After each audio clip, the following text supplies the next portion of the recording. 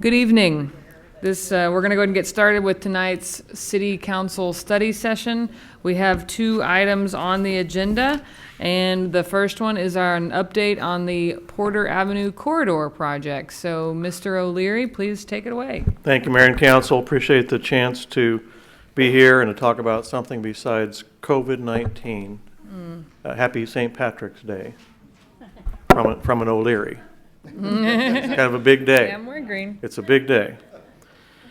No, thank you. I'm just going to kick it off and introduce our team here to you tonight. We're going to talk tonight about really our first two projects coming out of the 2019 Transportation Bond Program. So it's not quite a year ago that a large majority of voters approved 19 major transportation projects, and these are the first two that are coming out of that package. We made some really important commitments to our voters that we were going to get the first project started in the summer of 2019, and that's really why we're here tonight to talk specifically about the Porter and Acres project. But we'd also like, while we're on the subject of the Porter corridor, we'd also like to talk with you about the Porter Streetscape project that will happen about a year after the intersection project. So I want to introduce, first I want to recognize our staff team, Scott Sturts, our city engineer, and Paul DeAndre, our project manager from our city staff that are managing this project and many others in the package. And then you're going to hear in a moment from our design team, Brett Cabanis, B-R-E-T, Cabanis, from Cabanis Engineering, a Norman business and a Norman engineering firm, and then Brent, B-R-E-N-T, Laud, from a firm called Laud Landscape Architects out of Oklahoma City. They are the design team for the projects. Mr. Cabanis is going to kick us off with the sort of an overview of the Porter and Acres project. As I mentioned, that one is coming very quickly. We hope to be under construction in a few months on the Porter and Acres intersection project. So we wanted to make sure that we had a chance to get with you all and make sure you understood what was coming so quickly. And then, as I mentioned, Mr. Laud will take it from there and talk about the Streetscape project. And we'll finish there with just the opportunity to answer any questions, give you our final schedules, and then you can go to your next item. So I'm going to hand off to Mr. Cabanis at this time. Thank you, Sean, and good evening, everyone. Quick overview of the entire corridor for Porter Avenue. The corridor that we've been looking at basically is from Robinson Street to Alameda. And really this started with a conceptual design document that was back in September of 2010. And that conceptual design document really kind of looked at a lot of different things. It looked at streetscape components, it looked at roadway configurations, intersection improvements, all the way through some landscaping and what the visualization of what that would be. From there, we went through kind of a chronological order here, as you see on the screen. February of 2013, we were awarded a design contract to do a preliminary engineering study on the intersections of Porter and Acres. In September of 2013, we submitted our preliminary conceptual design engineering report. And we'll touch a little bit more on that in some following slides through there. And then in July of 2017, we were given approval to proceed with design option 2 by the council to go to final construction documents and ready to bid this project at a future later date. And then obviously Mr. O'Leary talks about the 2019 transportation bond issue, and these projects along the Porter Avenue corridor were really ranked number 1 and then number 3 respectively through there, and you see those dates when those projects are slated to begin in 2020 and 2021. So a little bit about the history. How did we get to this point here? And it all started with the public document back in 2010 prepared by Oshner, Hare, and Hare, and really that was just a conceptual design document that kind of sparked the debate of what the improvement to the corridor could actually look like. It outlined some specific goals in ranging from access management from on-street parking to streetscapes, landscapes, to roadway design concepts, and it brought about several good thoughts and themes that could be projected forward. Now, the project, the report really was only a conceptual report at that point in time. It really did not have a lot of design data to support some of the design things. Hence, whenever we moved forward to our concept and our contract to do that real engineering, we took those concepts out of the Ochsner report and developed really 3 final concepts that we put forth for City Council consideration. And those 3 concepts really evolved around the intersection of Porter and Acres. Design option number 1, basically what we tried to do was stay on the existing center line of Porter Avenue at the intersection. The things that you see highlighted in green are the impacts to the businesses and the right-of-way at this location with each design option. You'll also notice that in all 3 options, Dawes Street was cul-de-sac, would not make a connection to Porter Avenue because of safety and design considerations. So we've always had that concept of having a cul-de-sac for Dawes and no access directly to Porter. Design option number 2 actually shifted the center line of the proposed improvements to the west of the existing center line just slightly.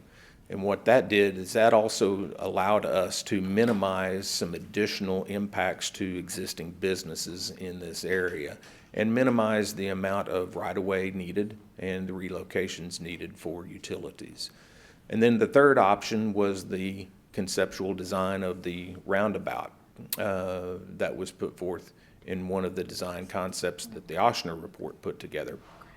The thing about this is this has a 2-lane roundabout in each direction that supported truck traffic because of the dairy at the south end at the Highland, but also had other components through there that incorporated safety for pedestrians traveling east-west along Acres Street as well.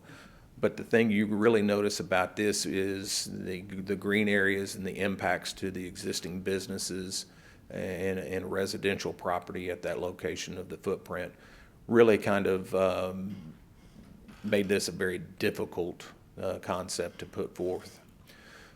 So after we brought the concept study to the council for a study session back in 2013, in 2013, yes, we had specifically honed in on design option number 2. It was a 5-laned intersignalized intersection that was slightly offset from the center line of the existing alignment. It accomplished the most goals of traffic safety and pedestrian safety, and it also had the least impact to the existing businesses in the area. This design option number 2 was approved by City Council in July of 2017, and then we were given the notice to proceed to go to final plans with this design option. So here we are today. We have submitted the 90% complete construction documents to the city for their final review. This is the 5-legged intersection you see in the concepts here just to the right. It does have some improvements to the street drainage. It improves the street lighting in this area. It's not right on the curb anymore. The ADA compliant sidewalks and ramps, also the signalized intersection that allows safe pedestrian travel across Porter at Acres. There was one slight modification to the cul-de-sac on Dawes. And the good thing about that is we modified it such that we did not need to acquire an additional business that was there now. So we did do some good things with that. Now, one thing you do see highlighted there in red is incorporate the Porter Avenue streetscape themes. We'll talk about that in just a minute when Brent gets up here. But what we want to do is make sure any of the streetscape elements that we put forth at this intersection is going to be consistent with the entire corridor. So we need that improvement concepts, guidance from the city and staff so we can complete these plans. Right-of-way acquisition is underway and nearing completion. Utility relocations have almost been completed, and as Sean said, construction is slated for later this summer. Again, this was the top priority for the bond issue, and we want to make sure that we deliver this on a timely manner. So this kind of brings us to where we transition into the streetscape design. Again, we want to make sure that we carry those elements with our intersection improvement throughout the entire corridor. Again, we went back to the original Oshner report to develop some inspiration on some of the concepts that Brent's going to walk through here in just a second. Make sure that we concurred with the ADA compliance with the sidewalks and the ramps. So to date, we've already completed the topographical survey. We've conducted field reconnaissance. We've had some design development meetings in our office with staff and come up with a couple of designs and some themes. And we're ready to present some of those so we can move forward in those concepts. Again, this is the third priority on the transportation bond issue, and we want to make sure that we keep it at that location in the summer of 2021. So Brent, would you care to come?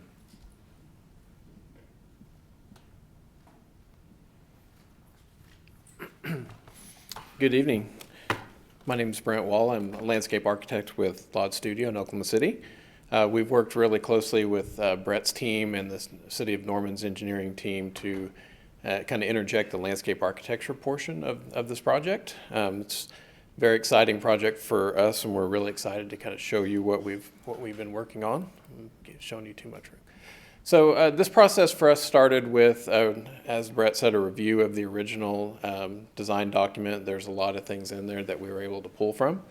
And it also began with us doing basically what we consider to be an experiential assessment of the corridor, which is myself and my team walking the corridor, taking a lot of pictures, literally going block by block, curb cut by curb cut, looking at each building, looking at all the different right-of-way setbacks, existing vegetation, building types, business types. There's a lot of different things going on Porter. So what we've tried to do is assess foot by foot what is the best solution to help bring this corridor into a little bit of a better situation. Excuse me.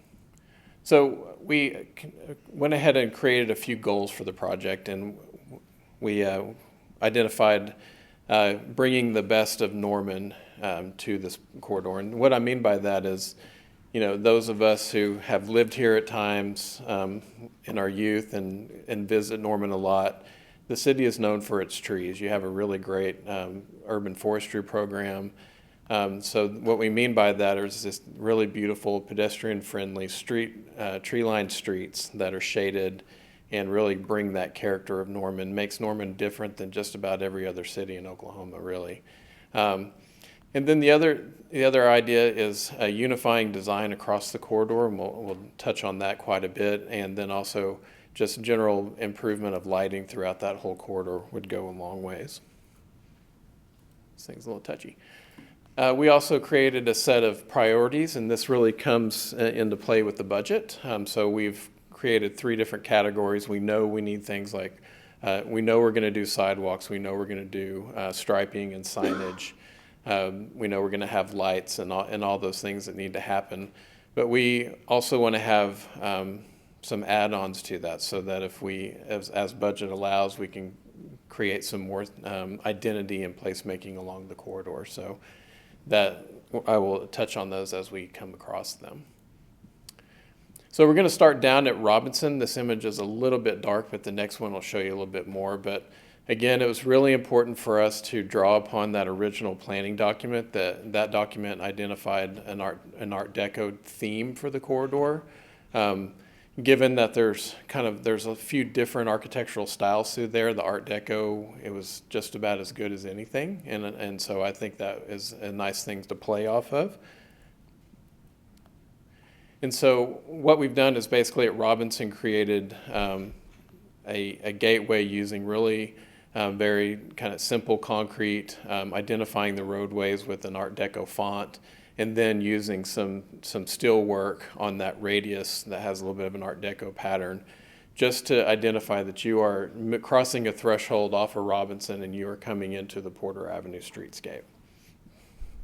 You also see here that we've got some different banding and different concrete treatments that we can throw in.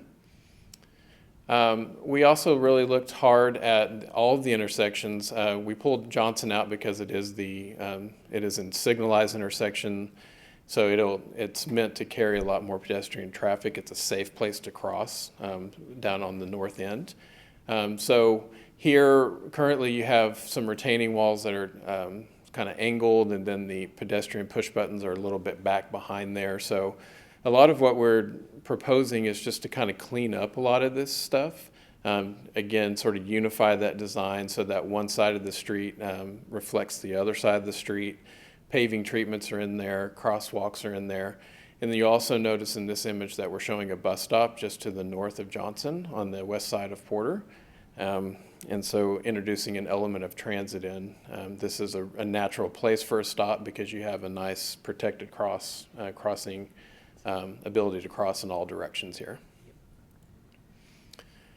We've looked at paving. The image on the left is your current paving that you have on Main Street, which is a nice kind of tumbled, cobbled paver that's red.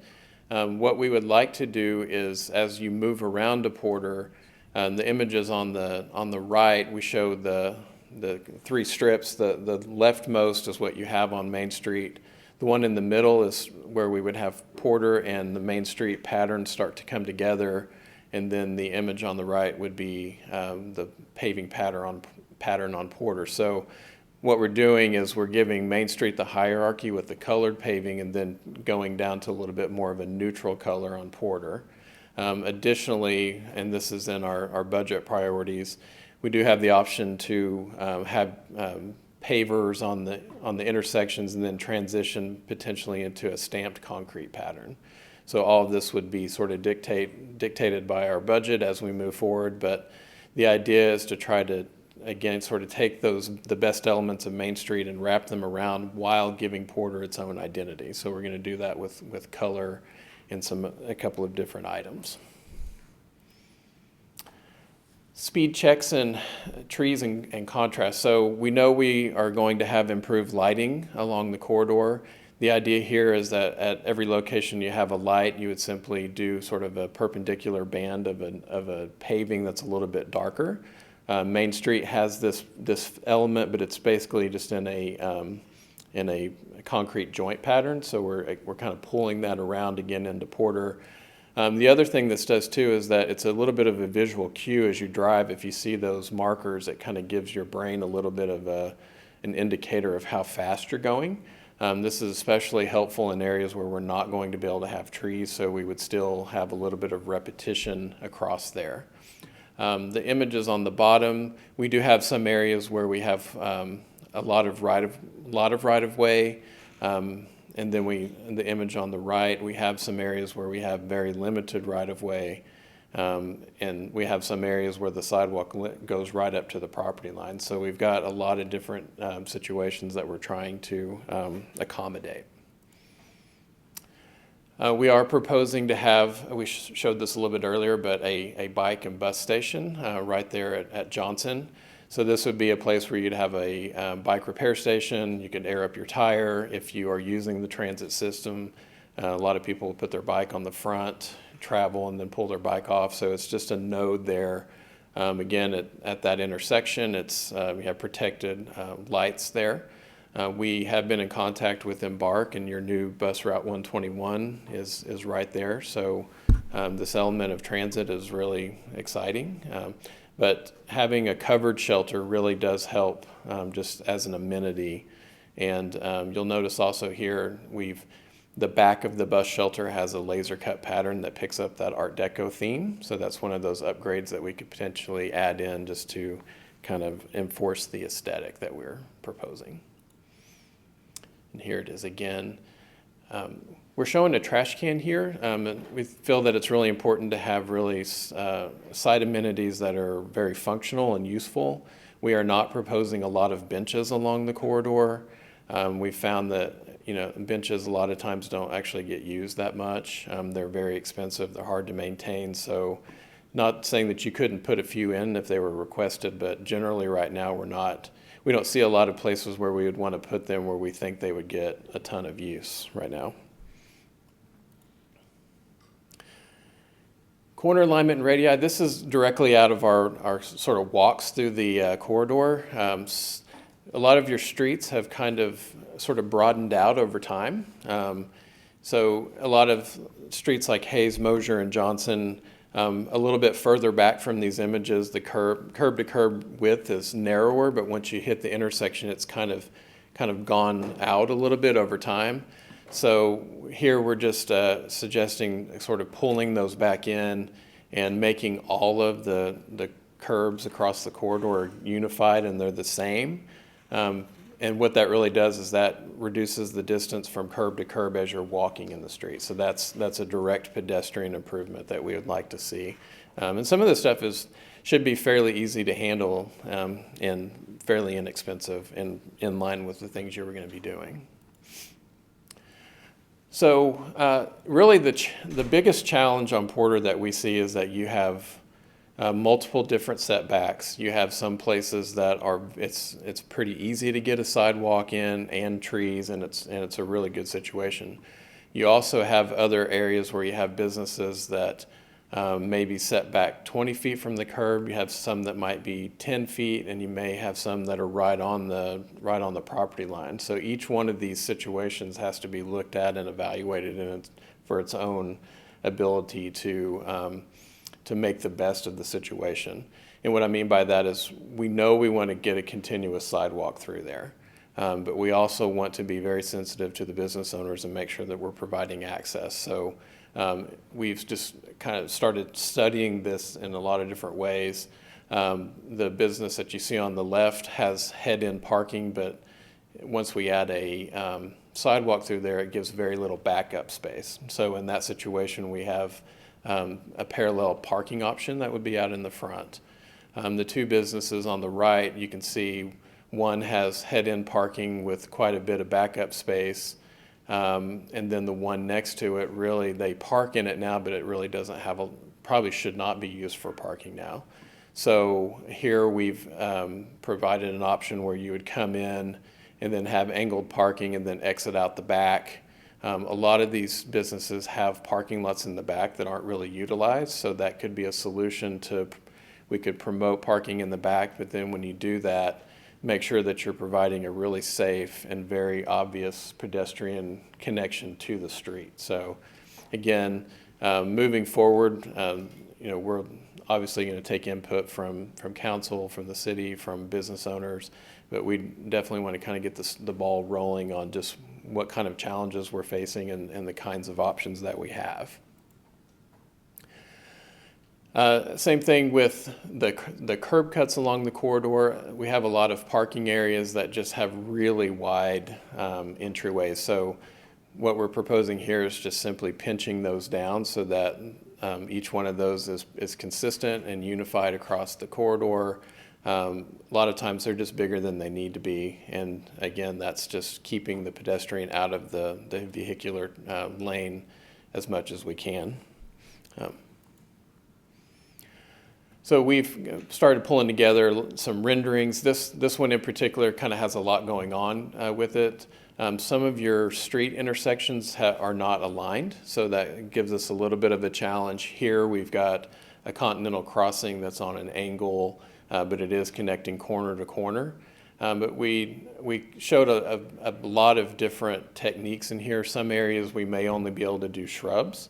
Some areas we may only be able to do really small trees.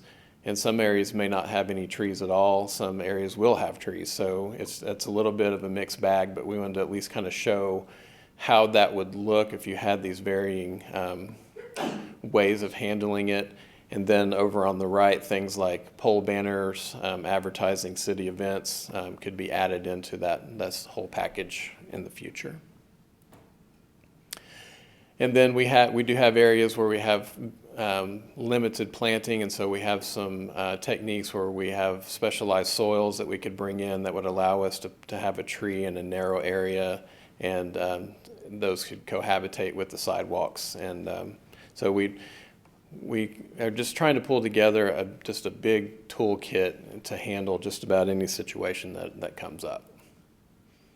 And then lastly, we've started thinking about those tree selections. What we really want to do here is we don't want to have the same tree that repeats. We want to have one species of a tree and then another species. And again, that starts to pick up on that character of the residential, really beautiful street trees in Norman. You don't see sort of soldiers in a row. You see a lot of variety and a lot of texture. And so that helps us to guard against disease and losing trees in the future. So that's the end of my presentation. I think we had just a little bit more, and I'll turn it back over to Mr. O'Leary. Thank you. Thank you, Brent. I'm going to wrap up here, Council. We want to stay on time for you tonight. Again, I just want to quickly address our schedule that you can look forward to. We had hoped until yesterday to have a public meeting to share this same information with the general public, and I know Councilmember Hall and the Ward 4 residents were interested in that, but as like so many of our meetings at this time, we've now postponed that indefinitely until we get through the current public health crisis. We'll still pick up that, I hope, in April. We'll see. But as both gentlemen mentioned, all of our other stages of the Porter and Acres project are on time, where the relocations of utilities is well underway, if not complete. Council recently took action on our final right-of-way acquisition challenge there involving one of the properties. We are finalizing the final engineering plans, construction plans, and we hope to go to bid, if everything comes together as planned, this summer and begin construction late summer of 2020 with completion next spring 2021. So that's, as Brent mentioned, we're trying our darndest to deliver not only the quality of design here, but also the schedule that we committed to our residents.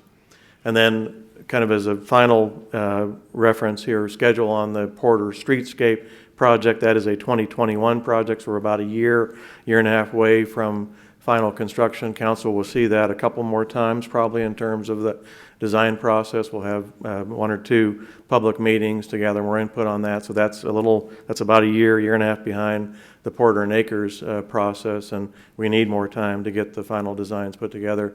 So again, you're seeing it tonight for the first time. We had hoped to do a meeting in late March. We'll pick that up in April. Preliminary design in April, about October of this year. Utility relocations will begin soon thereafter. Right-of-way and easements, there'll be a few of those. We'll try to complete that by February of 21. Finalize those plans around this time next year. Open bids in the spring, we hope, if everything comes together. Begin construction about a year after the Porter and Acres project, and after the Porter and Acres is complete, and then complete that project in the winter of 21-22. So I'm going to stop there. We'll be happy to take questions. Again, both gentlemen are available, and our staff, who is working on this every day, is here to answer any of your questions that you may have.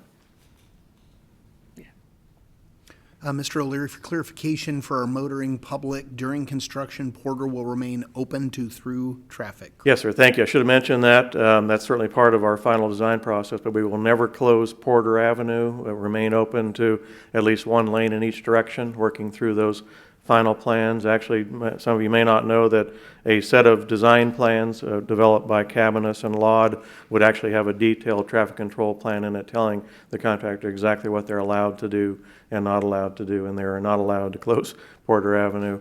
Some of those side streets will have some partial closures at times when we're doing those crossings, but Porter will remain open at all times. Thank you. Okay, thank you for that. Thank you, City Manager. Councilmember Holman. Thank you. Got several. So does any of this project include any stormwater improvements? Yes. There's, as I say many times, Councilmember, there's not a road project that we ever do that doesn't have some drainage and stormwater improvements. I would say not major, significant stormwater enhancements, but some minor enhancements, some inlet repairs, replacements, and once in a while we encounter underground pipeline issues that we need to address. But yes, the stormwater system will be certainly improved in small ways throughout the corridor. Are there water lines too, similar to how Main Street, we did the water lines before we put the new sidewalk? I'm going to let Mr. Sturts try to address any of those questions. That's Thank you. beyond me. Yeah, the water lines, we're looking into those now with a lot of detail. We know there's going to be some areas where we have to lower it because of the storm sewer or because of other items that we're working with. And we're coordinating with our utilities department now, and that is an older line, and we're looking at maybe working with them to do a project that while this is being done, and we're going to be doing some work out there to coordinate our efforts and try to reduce some construction in that area. So yes, there will be some water line work that will have to be done to facilitate this project. Great, thank you. Do we have a recent traffic count on Porter from Robinson to Alameda? Or do we have one at all? We do have those I know numbers. we have one from the Porter corridor, but. Right, and those are done routinely, and we can certainly, I don't have those numbers with me. We can certainly get you those numbers and I'm get them to you. interested in how the traffic counts on Porter compare to traffic counts on Main and Gray Street specifically. We can get that information for you.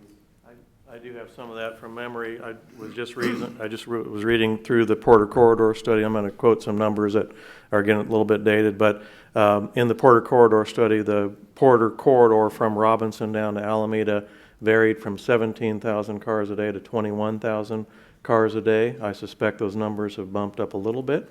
I don't suspect they've reduced any, but that would be something that recent traffic counts would confirm, and I know we've got that as part of our design process. Put that in perspective, Gray Street carries about 7,000 to 8,000 cars a day. Main Street carries about 10,000 to 12,000 cars a day.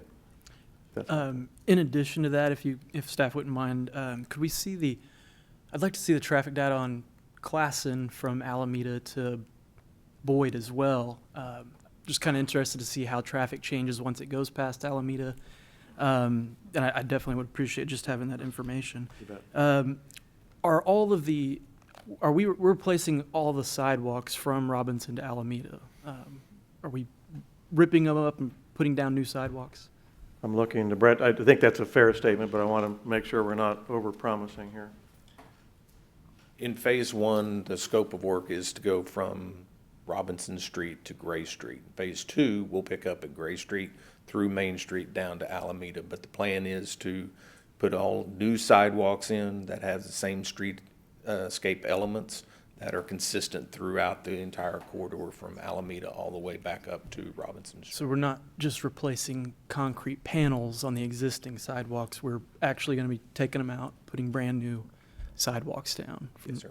And the phasing, that's all part of this schedule we just saw? Mhm. So phase 1 and 2 happen within this whole timeline we just saw?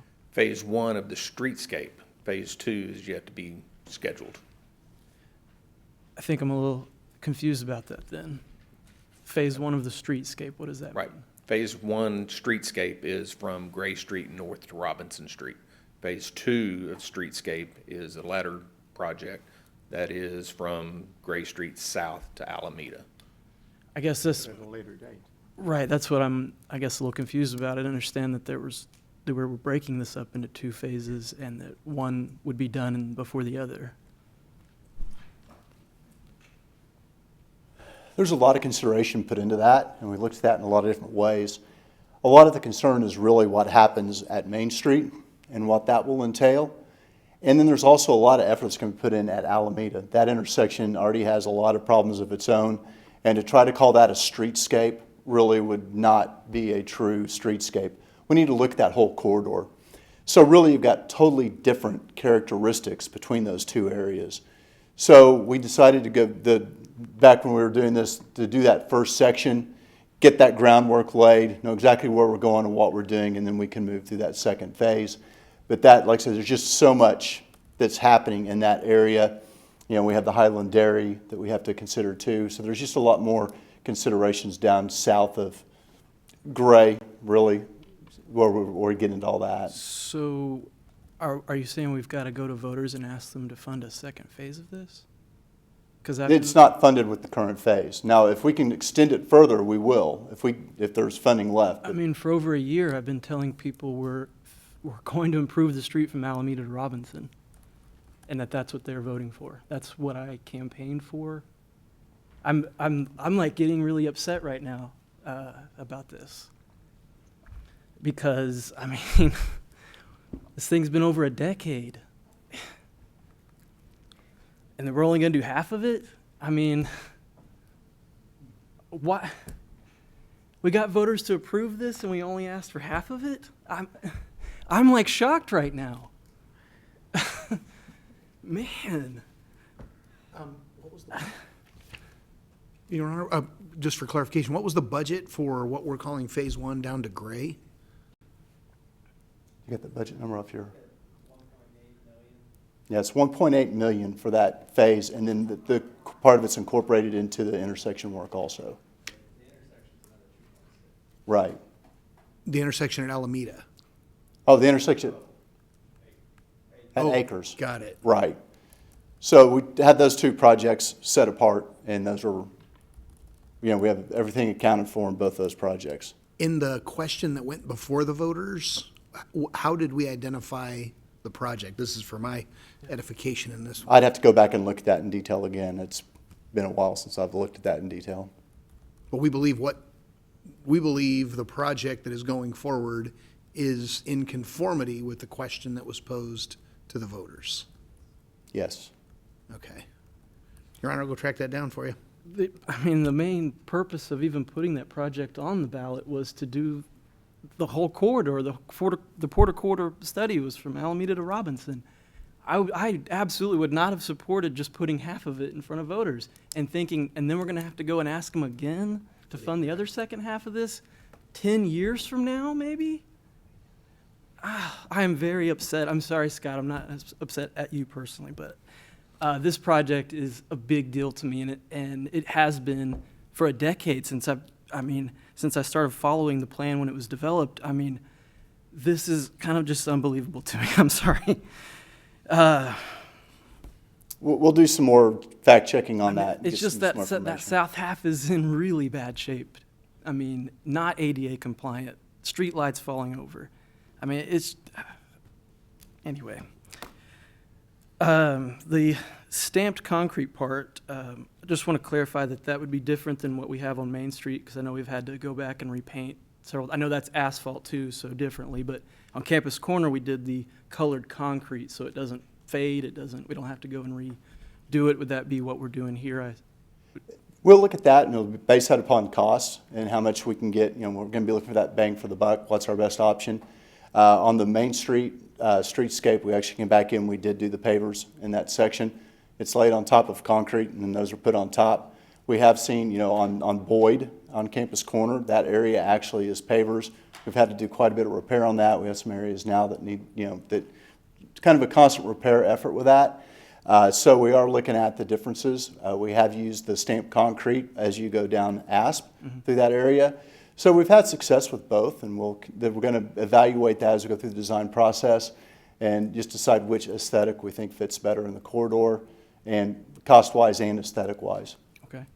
And then my last one is the street design itself. So there were several concepts presented in the plan. We know we can't really widen the street wider than it is currently. We'd have to, I think, buy more than a dozen properties up and down both sides of the street. And we know that the current street is really the same width as a 3-lane street is. It's the same width as Main and Gray, I think. I don't know if we haven't determined what design we want to. I don't know if we're at that point yet where we decide if we're going to go with 3 lanes, 4 lanes, 5 lanes. I don't know where we're at in that process. Based upon the traffic study, we're recommending to remain a 4-lane. So that's the best option through there to handle the traffic at this time. So the biggest problem though on Porter is the lack of a left turn lane. Like I watch it all day, every day, out the front window, the Friendly Market. People trying to turn left on Eufaula to go west, and it backs up, and people going north veer out of the way to get into the other lane to miss it. I would have to strongly disagree that not having a left turn lane would be the right thing to do. I think it's absolutely essential that there's a left turn lane. That's really why I supported roundabouts, because then we wouldn't have to have left turn lanes. But I think not having a left turn lane would be a really big problem. Or not doing it is not going to solve the biggest traffic problem I visually see on Porter every day. Certainly, and to be able to expand that to a 5-lane, to be able to handle the traffic flow, the numbers, support that 3-lane would not sufficiently handle the traffic. I think we may So- have to change traffic patterns due to the space we have to work with, and that we need, in my opinion, a left-hand turn lane there. I mean, I think the lack of a left-hand turn lane creates more accidents potentially. I mean, we need some data to back that up, but from what I visually see, the way people act at those intersections, I mean, the lack of a middle turn lane there, I know a middle turn lane creates other issues too. So anyway, I would like for the council to have more deliberation and input on what that street design is, the final one is, before we go through with it, because I think when I talk about it on a daily basis to people, the left turn lane is mentioned every single time. I hope they put a left turn lane in right there. So thank you very much, Scott. I appreciate your help. Thank you, Councilmember. We'll get you some more information. Councilmember Hall. Let's see, Mr. O'Leary, I think we'll start with you. Thank you. Happy St. Patrick's Day. Thank you. I wanted to address the postponement of the public meeting, which of course we obviously understand has to take place in our current public health emergency. But I also want to remain hopeful that we can reschedule that before we begin, for some of the same reasons that Councilmember Holman just mentioned, and the fact of the running dialogue that we've had about, that you and I have had about the high interest of this project, of both of these projects, the Porter Acres intersection, plus the implementing of the Streetscape project to the surrounding neighborhoods. They've been following this with interest. I probably get more comments about the Porter Acres intersection than lots of other things that I hear about. And I think we have to figure out a way to get that public meeting done. So just saying that is still a high priority for me. I understand we have to adjust as the circumstances present themselves, but we may need to be creative about that, about Sure, you getting bet. the public input. You bet. I'm not sure, let's see, there was something else I was gonna ask you. On the Porter Acres intersection project versus the Streetscape project. We obviously have the luxury of time on the Streetscape piece of it as far as implementing it and all of that. Right. And for more input and for, the public input piece. But I'm wondering how closely those designs are tied together. So once we start construction with Porter and Acres, what kind of flexibility do we have on the rest of the Streetscape plan as far as some of the things that you've mentioned and Sure. that would maybe be part of the public input No, process? great question, Councilmember. And again, one of the, Brad or Brent tried to mention it, and that is that our hope was to have the public meeting here in a couple of weeks and begin to get input from the council and the community about the streetscape elements. Are we on the right track? Are we focusing on the right parts of the Porter Corridor study and so on? And then to incorporate those streetscape elements into that Porter and Acres intersection. And of course, it goes a distance either way, so that the Porter and Acres project constructed this year would have all of those streetscape elements built in to that project, and then the remainder of the streetscape project would sort of tie to those 2 points on the north and the south. That was our hope, and we're still intend to do that. We'd rather not come back and sort of build an intersection project and finish it and then come back and tear things up or Exactly. replant trees and that sort of thing. Yeah. So that's the goal of the design team, to pull those streetscape design elements at least together to the extent that we can include them in both projects and that they'll be consistent when both projects are completed. So some of the streetscape elements are part of the Porter Absolutely. Acres? Okay, Certainly sidewalks, landscaping, green space, light standards, those kinds of things really need to be addressed or identified now and incorporated into this project. So that will also allow our residents to sort of see the elements and the design features of that streetscape design as well. okay. So those things are included in the budget for Yes. the project that's Yes, coming they are. forward? Okay, thank you. Then the other piece was we brought up, and this may not be for you, it might be for Brent, I'm not sure. So we were talking about the multiple setbacks and the parking changes, and I know there's a real issue with the curb cuts all the way along the Porter corridor. So are those things included in the budget too? They are.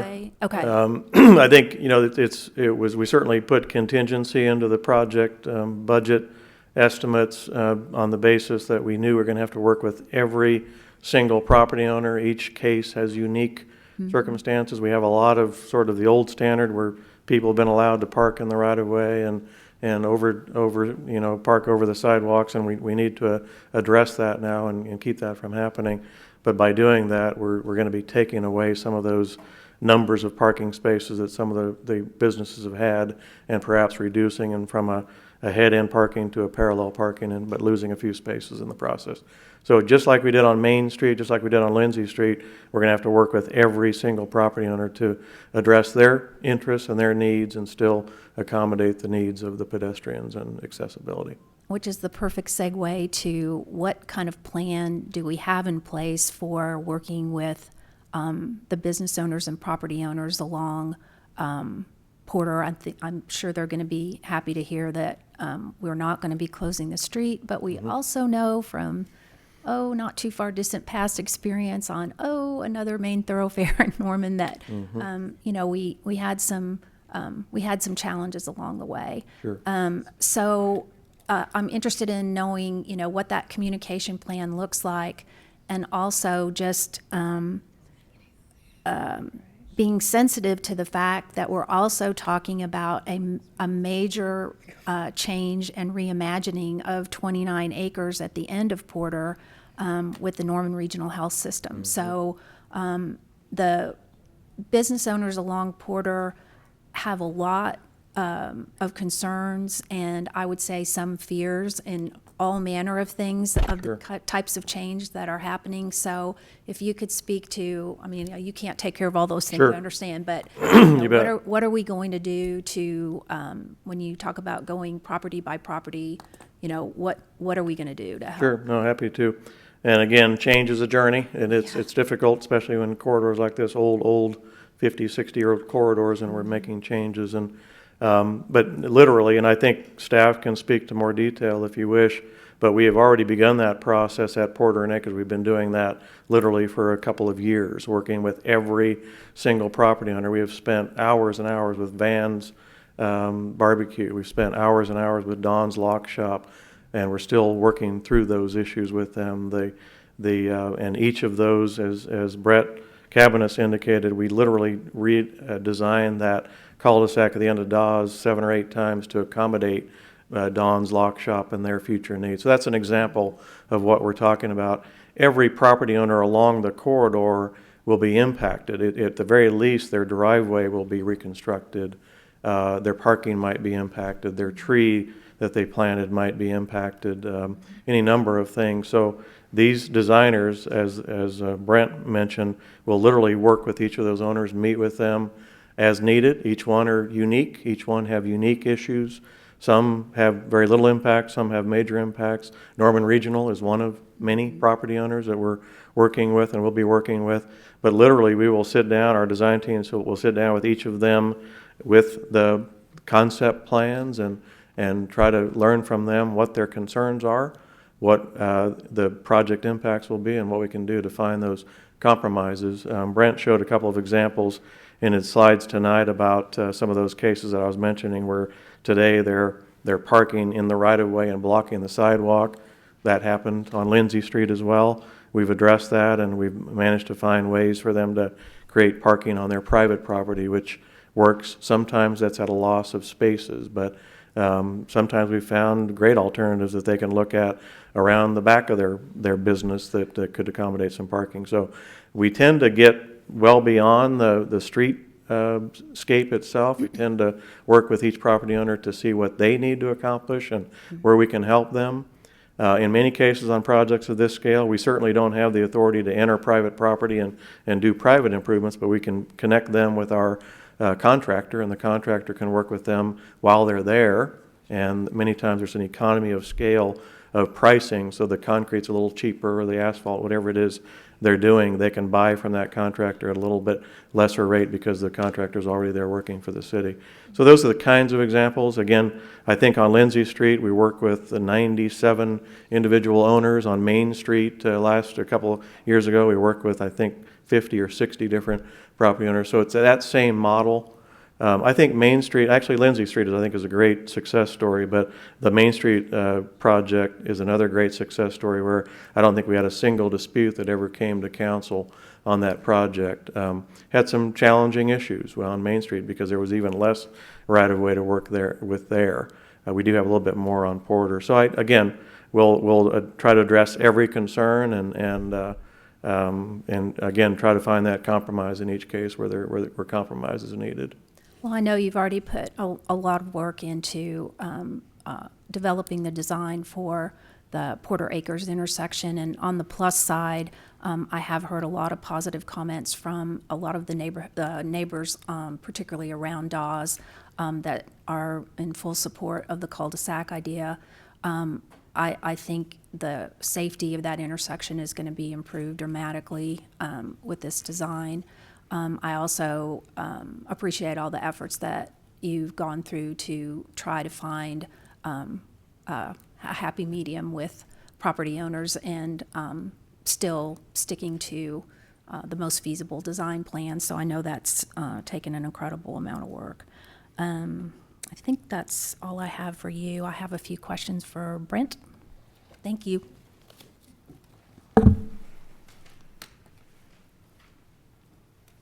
Yes, ma'am. Well, first of all, I just want to say thank you for taking the original Porter corridor study into your design plan. I can't believe that was in 2010, 10 years ago. So this is a project that I think we've all been looking forward to seeing how it could be implemented, and it's had a lot of starts and stops over time. But there was a lot of work that went into it at that time, and consultants that were hired. So I really appreciate the fact that you're using that inspiration and design element. Also has a very interesting historical narrative about the Porter corridor that it appears that you're trying to take into consideration. So appreciate all those things. So I just have a few questions about one of the things that you mentioned was the steps being taken to ensure pedestrian safety. And sometimes pedestrian safety can be a little bit different than pedestrian walkability. So I wondered if you could address what those differences are and which way we're leaning. More towards just the safety issue, or are we really trying to incorporate walkability along this corridor? Ideally, both of those occur. Yeah. So again, the main moves that we're doing are just trying to limit the amount of time that folks are out in the street. So when you're moving north and south, I think that's doable. It's a little bit easier to do because we can adjust those curbs and kind of shorten that distance. So moving sort of across Porter is probably going to be your biggest challenge. Mm-hmm. Obviously there at Johnson you have the signalized intersection, and that works really well. Up closer to Hubert, you do have a crosswalk there. There has been some, we sort of have talked internally about ways to do that. And I think that's kind of a phase 2 discussion about what additional sort of safety measures need to be put in place. So hopefully that answers your question. We're definitely thinking about it, but it just, for every intervention you do, there's an implication on the traffic, and so at some point you have to you have to decide who's going to have the hierarchy. So we always want to try to lean towards the pedestrian if we can. Because I think one of the things that we're going to see as we get more and more public input is I think there is going to be a difference of opinion about the 4-lane versus the 3-lane idea. So I just sort of want to prepare for that because I think the residents in the surrounding neighborhoods are maybe more interested in the walkability, I mean, certainly the pedestrian safety piece, but also creating a corridor that's walkable and, engaging and will draw people out, not just to try to keep them off the street. And I think there probably is more discussion to be had about, as we look to the future, what is the highest priority? Is it to move the traffic, or is it to create another walkable urban environment? So, we'll see how that goes. I wanted to talk a little bit about the bus stop concept that you showed, because in one of the graphs, you had just the essential things versus what might be added on. And is that all budget related? And we'll just have to see as you develop how that's going to be constructed with the budget that's available? Yes. Okay. So the transit shelter was in that highest essential category. Right. The check downs we had on that were just how fancy can we make it. So what are the bells and whistles we can put in there? But I think it's absolutely critical to have a nice shelter there.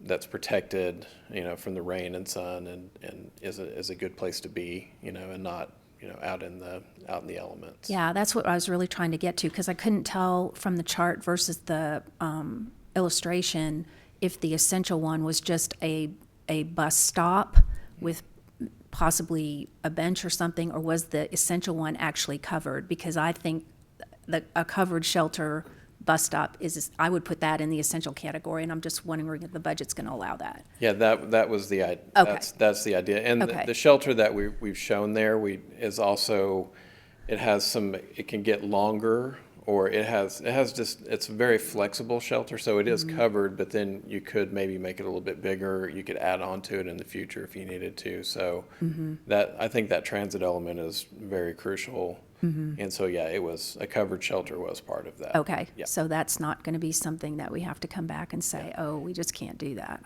Yeah, and doing it in the way that's a little bit stylish too. I think that's really important also. It's one of those things that'll help set Norman apart from your sister cities, honestly. And I do really like the stylistic designs that you've added that play up the Art Deco piece, and the way you would replay that in that shelter as well, just for my 2 cents along the way. Let's see, we already talked about the curb cuts. The other thing I was wondering, which may not have come into play as you were designing this, because we haven't had an arborist for very long, but we've had one since October, and he is a certified urban forester. And so I was wondering if there could be a conversation between you and our arborist, because he is in the process of developing an overall urban canopy program and design, and he has some pretty specific thoughts about species of trees and considering power lines and all kinds of things that we all have to think about. So I'm hoping that as we move forward that we can bring him into the picture too, and make sure that whatever we're proposing fits into his overall vision of what he's hoping to develop as our urban canopy. Yes. So. Yes, absolutely. Yeah, I've kind of failed to mention that we have had conversations about that. Excellent. He's been brought into the mix in Okay. terms of just making sure that we consult. Yeah. You all have a no plant tree list, which is great. So that's kind of where we start, is what shouldn't we be doing, and to me, one of the keys to the walkability and the pedestrian experience is going to be the trees. There's going to be some places where it's really challenging to do it.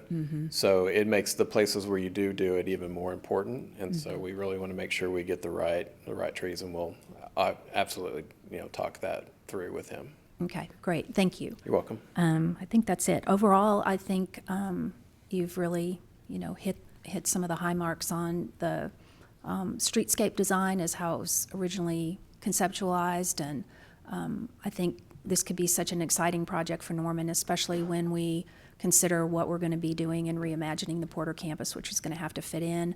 We've even had conversations with the Norman Regional Hospital folks about incorporating some of the Art Deco design elements. They've paid close attention to that plan as well to try to create a unified look. And I also like the transitions that you're thinking about between the Main Street onto Porter, and I totally believe that it needs to have its own identity and deserves its own identity because it has a unique story to our city. So thank you. Thank you very much. And I think one of the other parts of this too is that, with city building, you kind of set things in motion. So we have these sort of setback issues but hopefully this, moving forward, we're setting a new standard. And so the things we do now are really a good basis for better design in the future. Well, you must really enjoy design challenges because Porter Corridor certainly gives you the opportunity to be creative in solving problems. Yeah. So thank you for that. Thank you. I did have one more question about the traffic count. As long as we're delving into traffic counts, one of the things that we've already had a bit of a conversation about is how the traffic counts will be impacted by the change in the hospital plan, in the Inspire Health plan. Right. So I'm interested in how we factor that in now. One of the things that really struck me when I went back to look at the traffic counts that were done in 2010 is that they really were projected to 2035, I think. And I was surprised to learn that the traffic counts done at that time at Main and Gray were much, much higher than at Porter and Main, Gray, and Porter than Porter and Robinson. I just would have assumed because of the traffic with the hospital that those counts would have been really high too. So I'm interested, especially when we talk about some of the things that are coming down the road, how we are anticipating what the Porter campus is going to look like and what those traffic counts might be. Sure. So just add that into the mix of that conversation. I appreciate that. And it's one of the challenges I think we face when we have a project that stretches over 10 years. There's lots of changes that take place. I did want to speak to this, if I can, elaborate a bit to Councilmember Holman's question about the 5-lane and the 4-lane and 3-lane and so on. The Porter Corridor study contained a pretty elaborate traffic analysis in the later stages, and we shared that with you, Councilmember.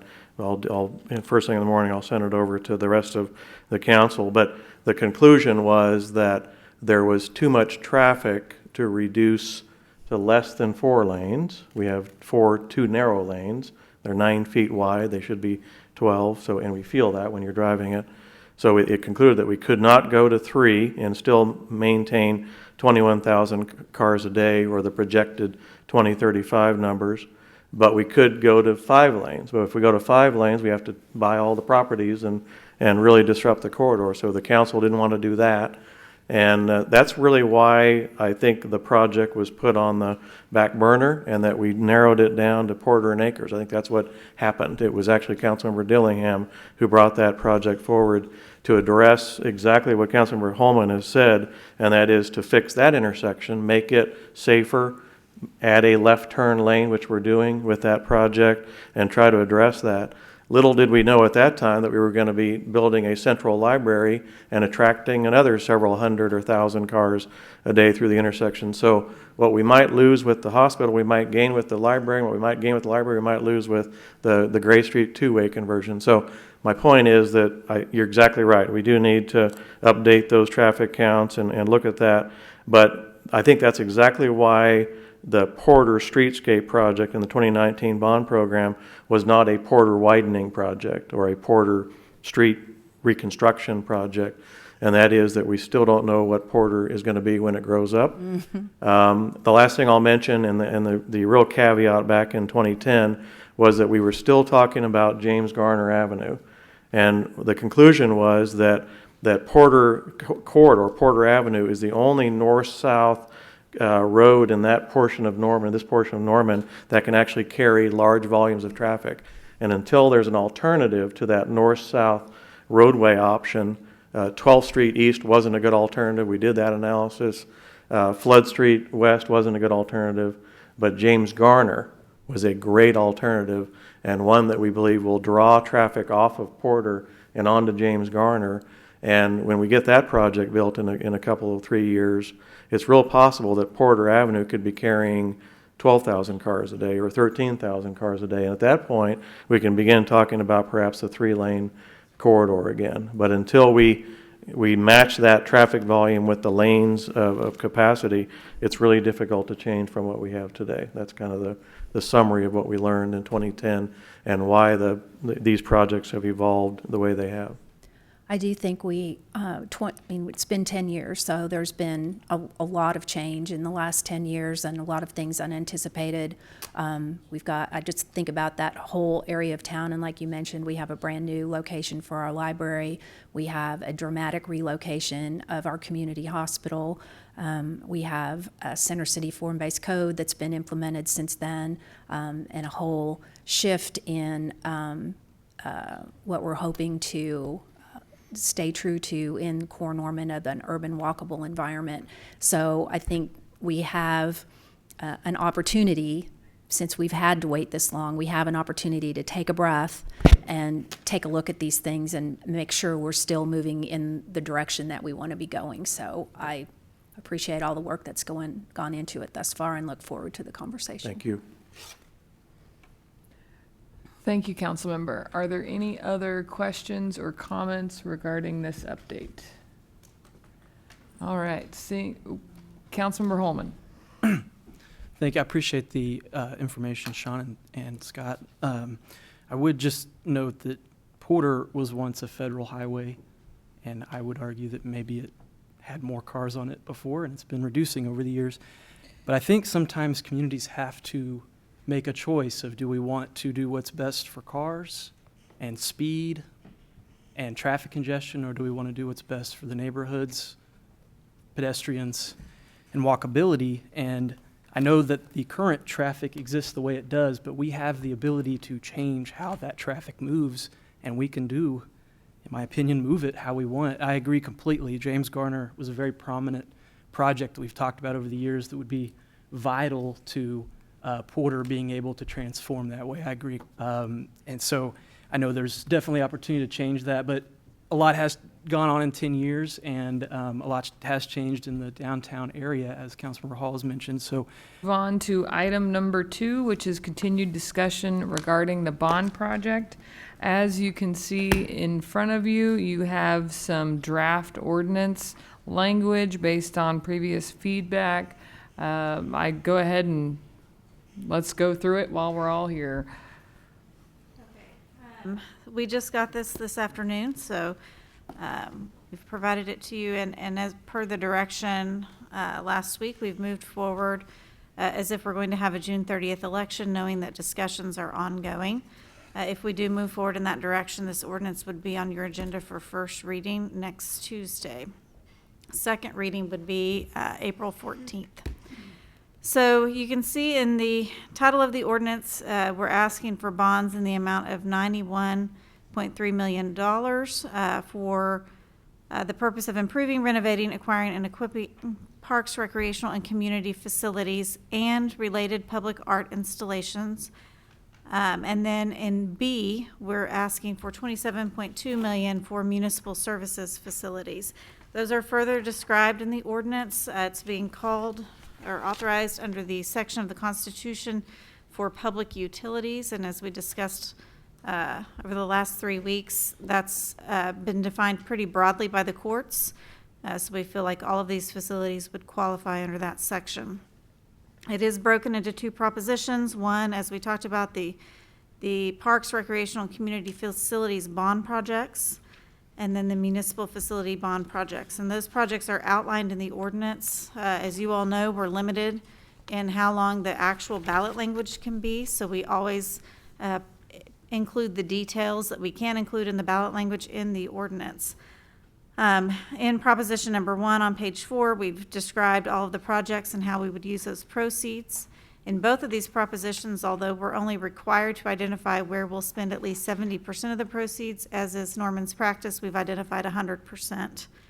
I would point out one thing on proposition 1, the Reeves Park number. My understanding is there have been some discussions since last Tuesday, and that number is going to be increased by about $700,000 to include everything that was in the original master plan for the current phase. I would also point out the homeless shelter facility language that we discussed last week has been added on page 5. And then it references the needs identified in a comprehensive homeless and housing study to be undertaken by the city. Proposition 2 is, again, identifying where we'll spend 100% of the proceeds. Transit and fire maintenance facility, probably our most urgent need at this point. The municipal complex improvements, and then the EOC, which is ready to bid at a very undersized building.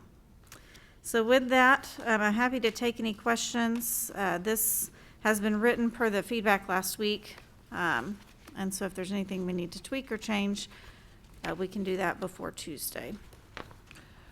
Thank you. Councilmember Wilson. I've sent multiple emails to the council members and staff asking that we not talk about this right now.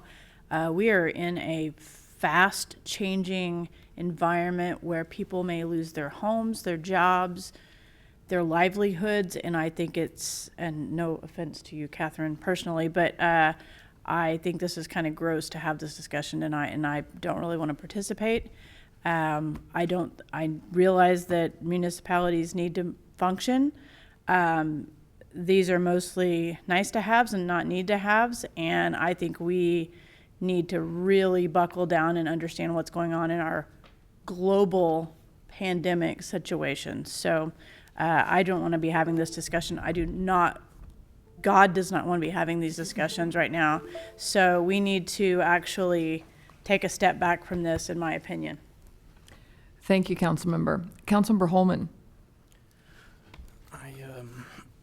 I don't disagree with my colleague at all with the concerns and thinking about what's important, but I do also believe that we do have a fiduciary responsibility to look after the city's budget regardless of what's going on. And in my opinion, these projects were approved by voters and we have to do them no matter what. And the longer we wait, the more costly they will be, and that cost can get into the millions of dollars the longer we wait. And that is my concern, is that we are already in a budget situation that is dire, that is definitely going to be made worse by what's going on. And interest rates being all-time lows, we're asking to borrow $120 million, and a 1% change in interest rates on $120 million is a lot. And I don't think interest rates will probably go up in the next few months, but I don't know for sure. So I do agree with my colleague about the appropriateness of talking about certain issues, but I also believe that not discussing this is extremely costly. And these are projects, again, that voters have voted for and approved, and we have to do them. We don't have a choice. And we could talk about whether they're needs or wants, but voters voted for these. So at this point, they are mandates that we have to do. And so we've got to find a way to do them the best we can. So I do have a couple questions about it. I just would like to maybe have answered while we're here right now, though. I don't know for sure that next Tuesday I'm going to support going forward with the June election. There may be more questions that I have that won't be answered sufficiently by then. But I do just have a few clarifications about what's in here, and that mainly is several of us I know requested that the full funding of the senior center be included, basically going about this as though Norman Regional Hospital is not contributing anything. I just want to assume they're not contributing anything, that no outside source is helping us, that we've got to cover the full costs. So I just wanted to make sure this number in here was what we needed in addition to what we have already. Yes, sir. And seeing, thank you very, that's a yes for you all at home listening. And the Reeves Park, that was answered. That was one of my questions. That was answered as well. I wasn't sure if 7.3 was the accurate number that they were talking about, or if It will go up in the final draft as we move forward to 8.073. Okay. That's about a $700,000 difference. okay. Judd may want to clarify. If I may, Judd Foster, Director of Parks and Recreation, and the additional 700,000 gets in all of the ad alternates that were part of the original baseball facility, baseball softball facility. It does not include still, some of never intended to be part of this first phase. It was always going to be a later phase, just like part of the Griffin work, similar space done. And I'm sorry I don't have that with me, but we have a meeting later this week, I think on Friday, with the Half Associates consultants. They want to update. We asked them for that number, and they want a chance to update that number, so I don't have the updated number yet. Okay. Part of my apprehension is that if we're going to ask voters for this big package, I mean, part of me says I want to do it all. So anyway, I'm looking forward to hearing those numbers. Thank you very much, Judd. Sure. My only comment is that I definitely personally support the homeless facility. I do just have some concern that putting in there that we're going to do something based on a study that we haven't done could definitely make people wonder, I think. That we're going to do a study and then we're going to construct this facility based on a study that we're promise you we're going to do later. So I think this facility is needed in this community, and I don't know if $5 million is the right number or not, but I do want more information on that specific project, and that project may be what causes me to look at more of a later date for a vote, because of just, I'm a little concerned about how people will view that. Thank you. Thank you, Councilmember. Councilmember Bierman. So I agree with Councilmember Wilson that I don't think we should be talking about this right now. I think it is irresponsible, and I think it ignores the significant situation that a number of Norman residents are in right now, some of whom have either lost hours or lost their jobs simply due to the situation that we're in, and some of whom have had their income cut off by decisions this body has made last night. And so to come here today and be even remotely serious about putting something on a first reading tomorrow, I recognize that interest rates are low, and I recognize that from the city's perspective, that is a good thing, but that doesn't mean a whole lot to Norman residents who have lost some or all of their income. To add several $100,000 starting in June to their property tax bills, when we know that the economic impact of what's going on right now is going to be 6 months to a year felt down the road. We are not going to recover from this anytime soon. Unless the situation drastically changes for the better by next week, which no one in any position of authority or knowledge on this subject thinks that we will be, there is no way that I can vote for this next week and tell residents, I know that we've told you to stay home. I know that we have closed some of your businesses. I know that we can't help you from the city's stance on addressing that. But don't worry, in 2 to 3 years, you might have some really great facilities that maybe you can afford to participate in. But in the meantime, those several $100s in property taxes that you're going to be paying, we got low interest rates. So I do not see the need to move on this with any level of urgency. I do not. And so I have lots of questions. I will not be asking them now. I do not think it's appropriate to do that. And I do not think that telling people that this is a serious situation that we're in and then telling them that we're still going to be charging them several extra $100s on their property taxes is appropriate, especially if we're going to be asking them to stay home more frequently in the future when this situation continues to get worse. So no, I don't want to ask any questions. I think we should make it very clear that we're not going to be moving forward with this because we're going to be focusing on the current situation that we're dealing with here in our community. Thank you, Councilmember. Councilmember Scott. Hello. Thank you all for tuning in at home and for being here and for quarantining if you can. So I understand that after first reading, we can still make changes if we decide we don't exactly, if we still have questions, which it sounds like many people will, and we'll get more community feedback. I'm optimistic. I personally brought masks, and I asked many of you if you wanted them, and you said no, so that's okay.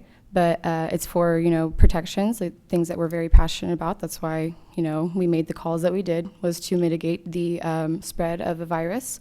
So optimistically, we can still move forward and ask the voters for a property tax increase. It's not like we ourselves are passing a tax increase.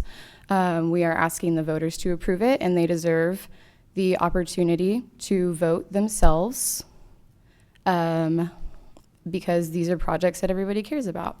I would like to kind of piggyback or echo Councilmember Holman's point about the homelessness piece of the package, considering it would be an addition and not the same thing that voters previously voted on. I support it. It's raining right now, and I was just thinking about the folks that we have out there on the streets or in Sutton Wilderness who are cold, wet, hungry, all of these things. And so I think it's appropriate to include it. I'm not sure that 5 million is the right number because it is a big number, and maybe we need to kind of make that promise about what kind of study we'll be looking at. And I think that job training is something that we saw from what was presented to us a couple weeks ago. That is something that people in that community, in the homeless community, do want to see. They're more concerned about job training and reintegration more so than another facility.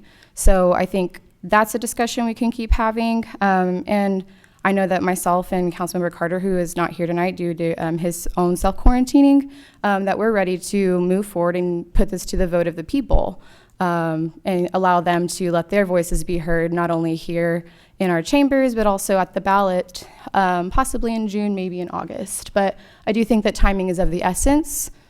And like I said last night, we've made some really tough calls lately to do some damage control, and so I'm optimistic that we can assume government as usual and make sure we are funding our projects and doing our due diligence and fulfilling our fiduciary responsibilities. So thank you. Thank you, Councilmember. Councilmember Patron. So I have a lot of questions.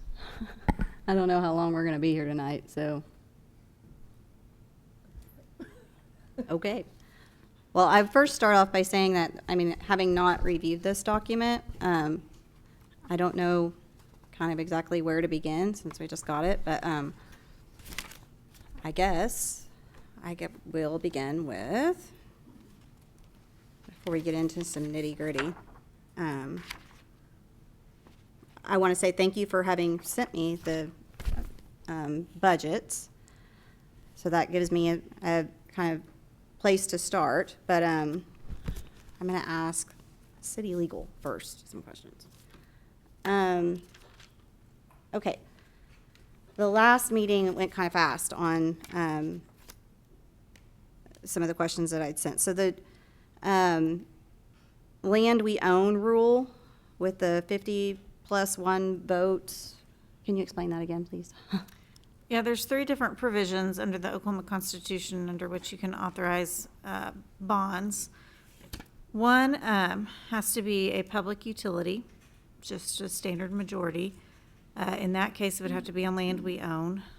There's one that, and I don't have this in front of me, one that does not have to be a public utility, and I think that would have to be 60%, thank you. And then there's another section where you can call, and I might turn to David Floyd here. He's our bond counsel. So Okay. I really lean on Great. them. It's a No, very that's specialty great. area, so. That's great. I'm much more comfortable having. I actually had addressed it to bond counsel. Yes, David Floyd, Floyd Law Firm. Ms. Walker is correct. She's talking about Article 10, Section 26 of the Constitution is 60%. Article 10, Section 27 is the public utility, and that does have a constitutional requirement that the city own the land and the projects constructed thereon. And then Article 10, Section 35 is for community and economic development projects, and there's a enumerated list of what those can be. We, along with your financial advisors, don't think that the Article 35 projects are covered here, so that's why we've been looking at this under 27. Okay, so we're doing the public utility one, and that's the 50, can you stay here for a second? I've got a few questions to understand. That's the 50% plus one, correct? That's correct. Okay. And under that, for us to pass it under that, does 100% of the bond have to be a public utility land we own? Yes, ma'am. Okay. We don't currently own the land in UMP, Griffin, or the adult softball fields. Is that a problem? That was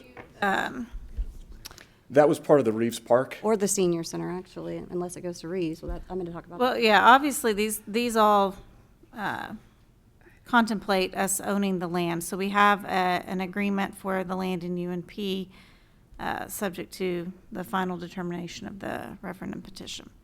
We have the land for the Senior Wellness Center. You all have directed that to be at Reeves Park at this point. If that changes, that will be addressed in the contract with the hospital. The soccer facility is not listed in here, and the reason is because we don't own that land, so that would be funded fully by sales tax, and the full amount of the indoor aquatic and multi-sport center is included here instead, rather than just the overage. So when we go to the ballot, do we have to own the land before we go to the ballot? You have to own the land before you spend the money. So we just, Yes. I can't hear you. Yes, part of the bond proceeds can be used for the acquisition of the land. okay, so one of these, the major cost of this project is the UNP portion. And right now it's tied up in litigation. And so my question is, are we putting, I want to make sure that we're being fully above board here. If we're going to say that we are going to do the 50% plus one because we qualify for all of these projects because we have a plan, but that plan is not something that we necessarily have full control over. I'm going to defer to Catherine on that as far as the status of the litigation. But yes, the intent is that we will own, the city will own the land Absolutely. prior to these projects. The question really, I think, is whether or not funding is provided for land acquisition by TIF funds, and right now that is the plan, using council's action as adopted back in November. The judge has struck the referendum petition, so the determination now, what we're really waiting on is whether or not an appeal to that decision is made. But I do feel pretty confident about the outcome of that case, should it be appealed, based on recent Supreme Court rulings. Okay, so you're telling us legal advice is that it's okay that we don't own it when we go to the ballot. Can we spend any other portions of the bond before we would, like, say they do appeal? I mean, and it is strung out. Can we start with, and the voters do pass it? Can we go ahead and start on other projects and issue some bonds? Or do we have to wait until? Yes, you're asking if the other projects that are listed out in that series could be started while a portion of it's tied up in litigation? Mm-hmm. Yes. These will be issued in a series, and so what would happen is that those series of bonds would just be delayed until any litigation was cleared up. The other projects would go ahead as scheduled. Okay. That was the first part. Okay.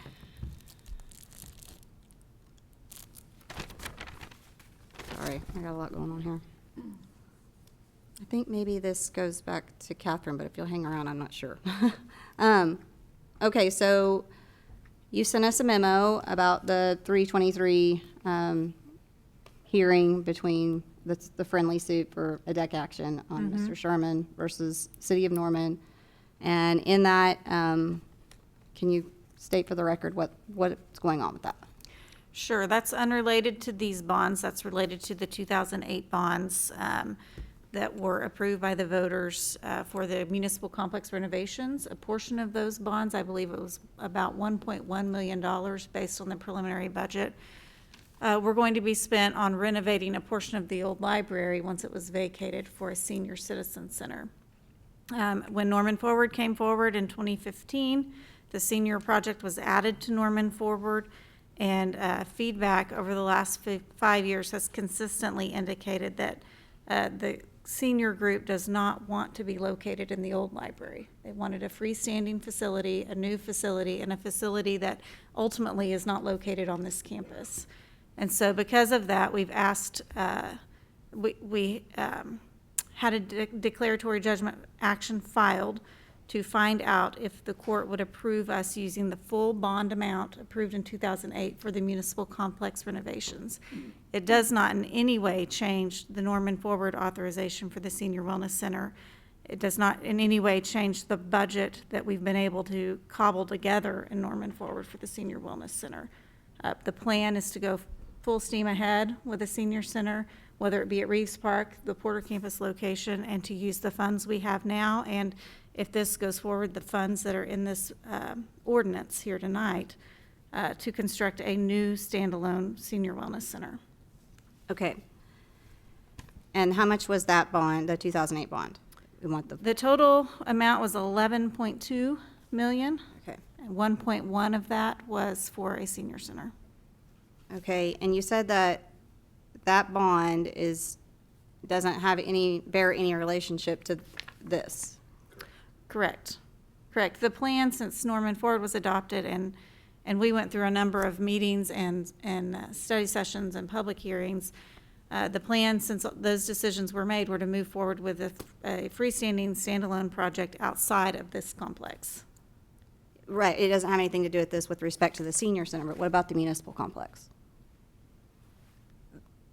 I'm not sure I understand the question. The 2008 bonds would, if the court approves this declaratory judgment action, we would be allowed to use that full amount on the municipal complex renovations. We would not have to set aside $1.1 million and not spend it. I understand with respect to the senior center. My question is, does this municipal complex renovation bond that is represented here in this ordinance assume that we're getting the money from the 2008 bond, that declaratory judgment will turn out in our favor? Yes. Okay. So in that way, they are related, because otherwise it's only half funded. Yes. It's not half funded. It would be a $1 million difference in the municipal facility. Okay, so the 11.3 is going to cover the whole municipal complex, The 11.3, with the exception of fire and transit and EOC. right, 11.3 plus the 11 million authorized in 2008 would cover. the Right, whole so it is an additional 11, it'd only be half funded if we don't get the 2008 bond at the same time, to issue those notes at the exact same time. We still need to double that. We still need another 11.3 to get the building renovated. Right, but the judge's decision is not going to prevent us from accessing any of that money.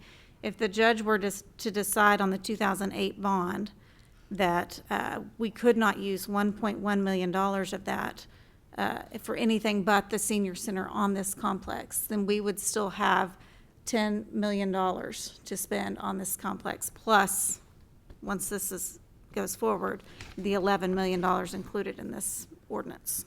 Okay, if this ordinance didn't pass with the voters, would the municipal complex, and let's assume that let's just for this conversation, assume that the judge says, sure, don't worry about the senior center, I got you, just for right now. So that the entire 11.2 could be drawn, those notes can be drawn for the municipal complex. But then the voters said, nope, we already paid for that. You're doing an action right now to pull those with 11.2. We're not going to pass that. What happens then when we only have 11.2 to do the municipal? I believe the budget that we have would allow us to renovate the old library and move what's in Building A and some of the departments in Building C into the old library. And then I think it would get us most of the way through, and I'm looking at Brenda because she's the project manager, renovating Building A for municipal court. But the rest of the renovations would have no funding. Okay.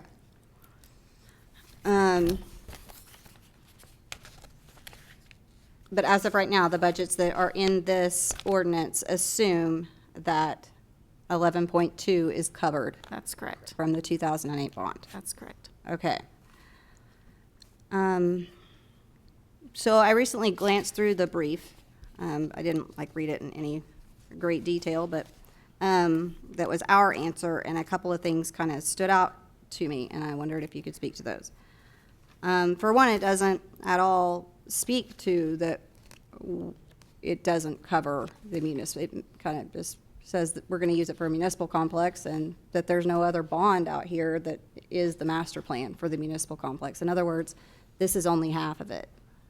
It kind of just, it Well, doesn't there- even make mention at all that we are trying to get, that only 50% of the funding is there from the 2008 bond. I don't think that's germane to the specific issue in front of the court, but additionally, that motion, I believe, was filed before we even started discussing an additional bond for this project with council, and so those determinations hadn't been made at the time it was filed. Okay, another representation that was made to the court was that it would definitely be going to Reeves. In fact, most of the brief was relying on saying it's site-specific, this is set in stone, we've got the money for it, because it's going to be funded with Norman Forward funds.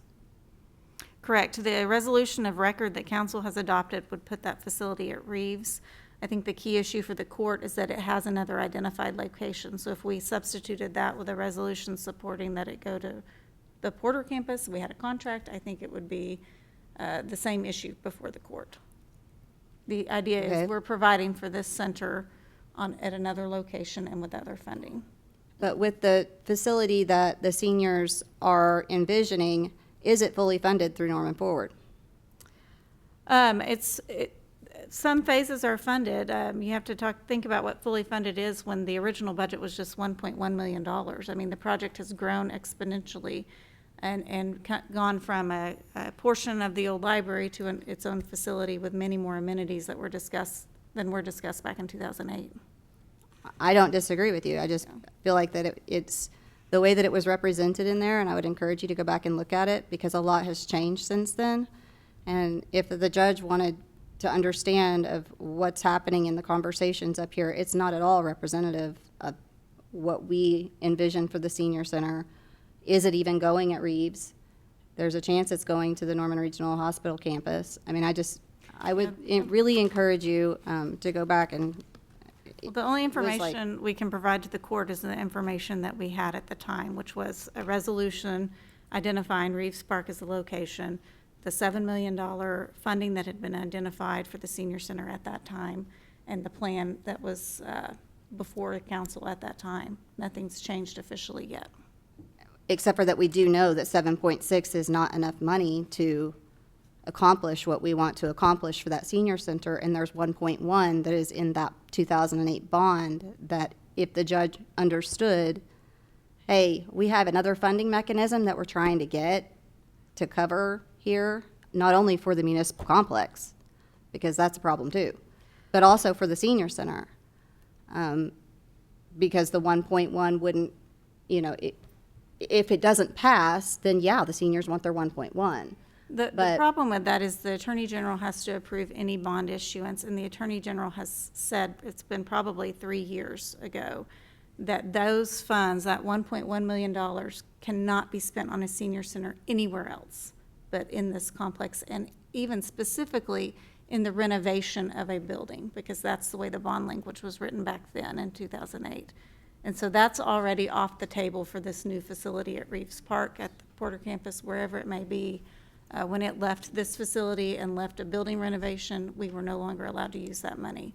So the question before the court is not can we use that money somewhere else? It's whether or not we can use that money for these renovations or just not spend it. Okay. But I do understand your point. I just think that it is germane. I would believe that it would be germane if it's actually, we need double that amount of money, and we're gonna have to go, we need you to, release these funds so that we can go ask the voters for that again, to complete the project. But also, with respect to the Attorney General opinion, I had asked your predecessor before, and he actually said that it didn't go there. That was his opinion. It was an informal opinion they gave. They do not give written opinions to municipal officials, and they do not give written preliminary opinions on GO bonds. But we did have conversations with the Assistant Attorney General specifically assigned to bond approvals at that time, and that was the feedback we were given. Okay. Okay, well, I'm just going to leave it at, I would really encourage that they have the whole picture, because it seemed like that material facts were left out of what's happening here currently today. Not necessarily that it was intentional, but that you're right, everything's changed since January. And so maybe an update would be good. Okay, Mr. Foster.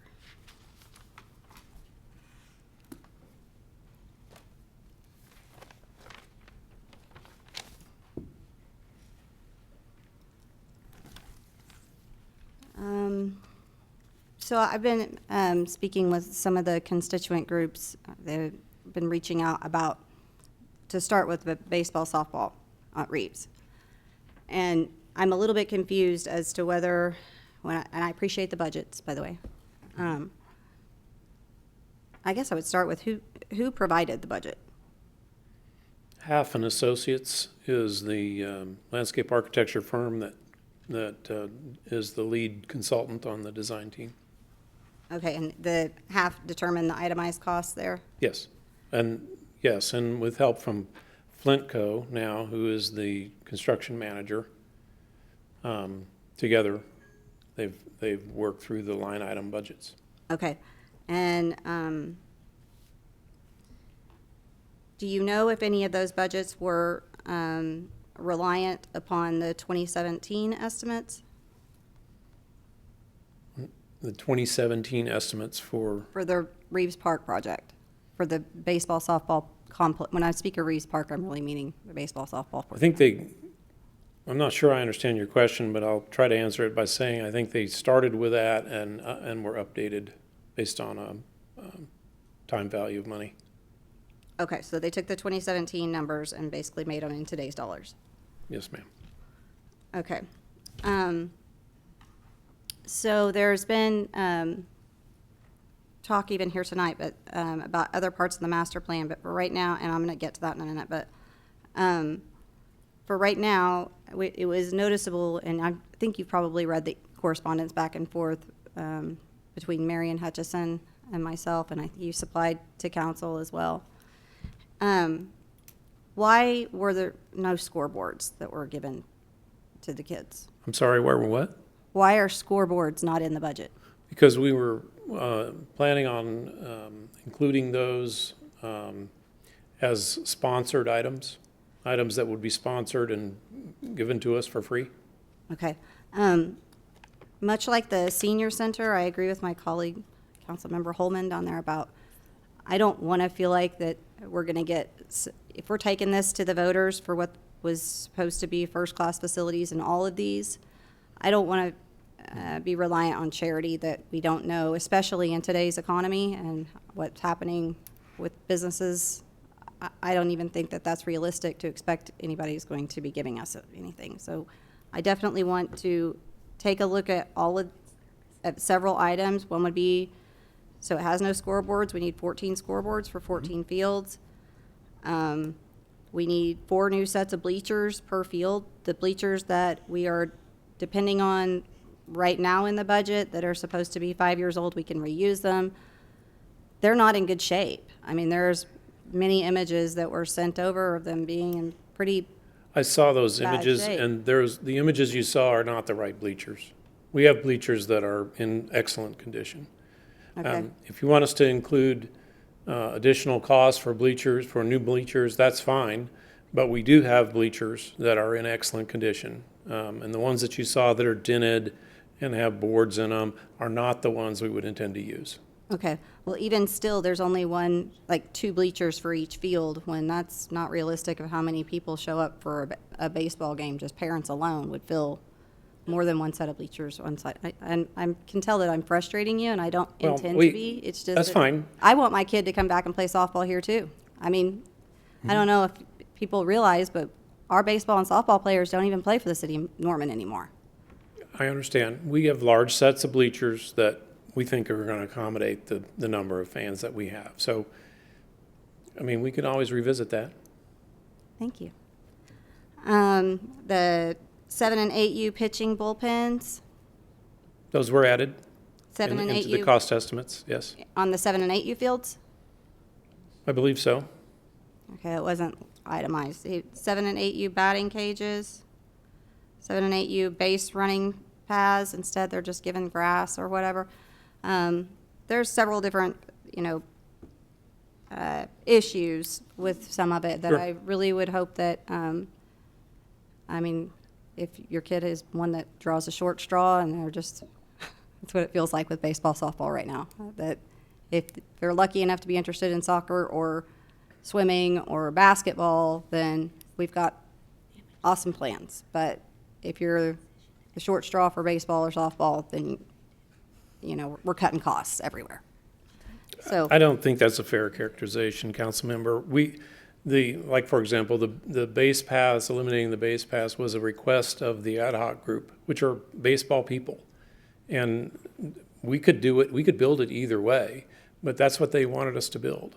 And they felt like that's a much more manageable situation in terms of maintenance, and it works just as well for the kids. Now, speaking of that, on maintenance, would it be Ball Clubs of Norman or the city of Norman that's responsible for maintenance? ball clubs, Okay. On the budget, we have sod and irrigation that are pretty decent expenditures for the complex. Is the irrigation and sod, is that just for the fields? it's for the whole project. Sod would be, I'd have to check to be sure, but it's going to be mostly for the fields and probably anywhere else that grass is needed that's been disturbed in construction. Okay. Same thing with the irrigation. Is that a sprinkler system for the whole Reeves Park complex? or Irrigation that- is, I believe, is contained to the fields. Okay. Have we investigated what we could do with turf, for AstroTurf for the inside area, infield? We have, and it was determined to be too expensive. Plus, it has to be replaced. It has a lifespan, and it's very expensive to replace it every 5 years or so. It's the rubber pellets that go into the turf that make it soft have to be replaced. Okay. And it's quite expensive. Have we investigated what the difference would be in water expenses, not to mention RF 100? I'm not costs? sure we we priced out how much we would irrigate, how much the cost of irrigation would be. Mowing? And I wish I could quote the number off the top of my head, but the number to put artificial turf fields is very expensive, very high. Well, I It know would that take, I'm sure it would take, Norman High just did it. And there have been some members of the baseball community that have investigated those costs with Norman High. They were very willing to help us to understand, who they used, and they made the determination that the irrigation and maintenance, actually it paid for itself over the course of the time. So they were pretty ecstatic about that. So it just might be something that we could look into. again, and I appreciate the comment, again, this is something the ad hoc group deliberated at length quite some time ago and made it clear that that was the direction they wanted us to go. Okay.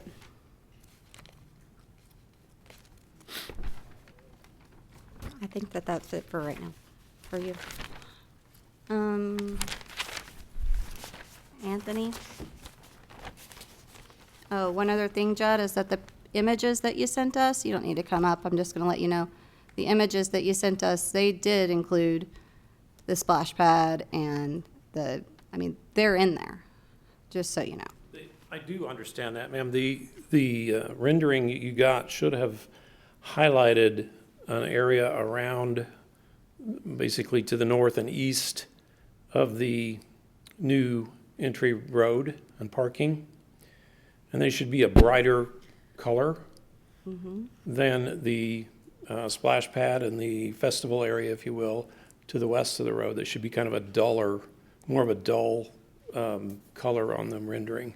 That's intended to, the brighter highlight is intended to outline the area included. This is how it looked. Okay, sorry, I'm talking about a different drawing that I believe you got also. It's a plan view drawing showing what I just described. Okay. Is the other part that was in this is a kids' play area? Is that's shown in the ball fields right here?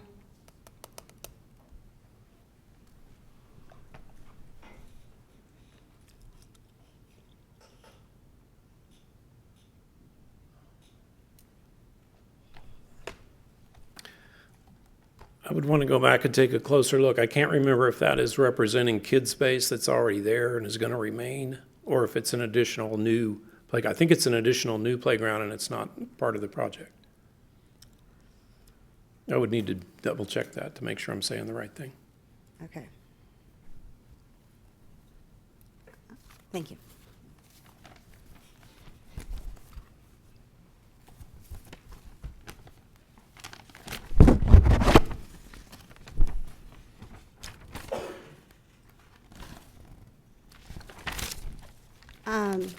Okay, so you probably heard a conversation I had with Ms. Walker a few minutes ago about the 2008 bond and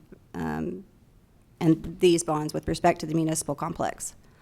I didn't go back and listen, and I got a lot going on here with COVID. But if you could tell me the very first meeting, which I think was March 16, and I don't even remember the price that you told us, but basically it was a ballpark figure, and I understand that the interest rates have changed and will continue to change. But I think the ballpark estimate, no pun intended, was something like $10 a month for a $100,000 house or something like that at that first meeting. When you gave those estimates to the public, did they include issuing the 2008 bond? No, that was just for the proposed bond issuance. Okay. And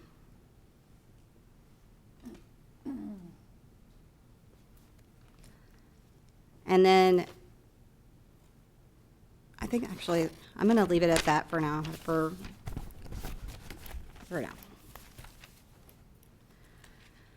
Okay, I have a whole lot of other questions, but I'm not going to do them right now, just because I know that one's gonna lead to the next. Like I have questions on multisport and aquatics, and I have a lot of questions, but I'm not gonna go through them all right now because I just know that I'm not ready for this to go to first reading next week. That's how much I know. So I want this to pass, and I feel like we are in a position where we're rushing and it's not ready. Even if we weren't in the economic cluster that we're in right now that is not predictable and that people really are scared and they're hurting. I could see going forward with first reading for the EOC, that makes sense. For the bus facility, some of these are cut and dry, and it's unfortunate that they're getting put in with some of these that aren't, they're master plans, but they're not master plans. Yeah, I know that was, the whole elements are not there. They're not listed. There's discrepancies. There's still meetings that need to take place, and I want this to pass, and it's not going to if it is on a June ballot. I don't know how else I can say this, but people aren't going to open up their wallet and shell out a whole bunch of money when a whole bunch of them right now don't even know where their next paychecks are coming from because they've been furloughed. So I feel like we might be putting our own projects in jeopardy by rushing it. And I want them to pass. So I would rather wait until August, get these budgets exactly like they are supposed to be. Make sure we even understand them, because we don't. Because ultimately it's us that has to sell it. We're the ones that go out into the community and say, we want you to have the Norman Ford projects that you thought you were voting on in 2015, because the money's not there to fund them, and it's up to us to sell them. And again, it's just unfortunate that some of the other projects are being pushed in here with these, because they're cut and dry, they're ready. I'm cool with those, and I think they would pass. Their dollar amounts with them are understandable for the general public. But some of these others aren't, and I feel like that we should have told them that it's reliant on another 11.2 million in bonds that we're going to issue. And by the way, you voted on them. I know it was 12 years ago, which, by the way, that's another question. People have been asking me. They thought there was a 10-year rule. I don't know. But anyway, yeah, you didn't live here then, or you couldn't even vote? You weren't even 18? Well, other people did vote on this 12 years ago, and we're going to issue them. We need to figure these things in and be forthright and transparent with the people. And I don't feel like that's happened as of yet, but I think we can get there, and I think that we can have an awesome package. It's just, I don't think that it's ready for first reading next week, but that's just me. Thank you, Councilmember. Councilmember Hall. So I'm going to save some of my comments. Try it again. Hello? Okay.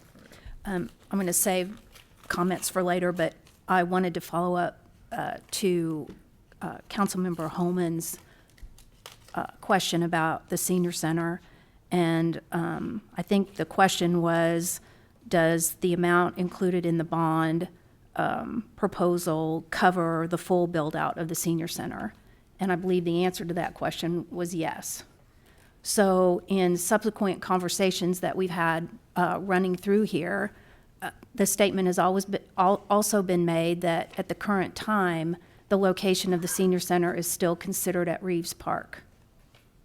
Is that correct? Correct. The last thing council adopted was a resolution identifying that as the location.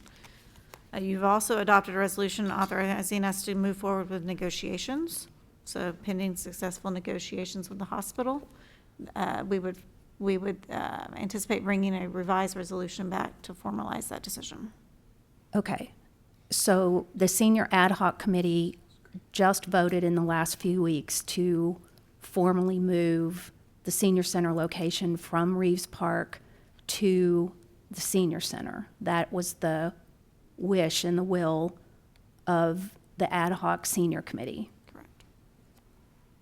But that's not what we're operating under right now going forward. Not yet. I mean, certainly that's part of the purchase and sell agreement discussion with the hospital, and that's what we're going to try to deliver on. Okay, so that brings me to the next question.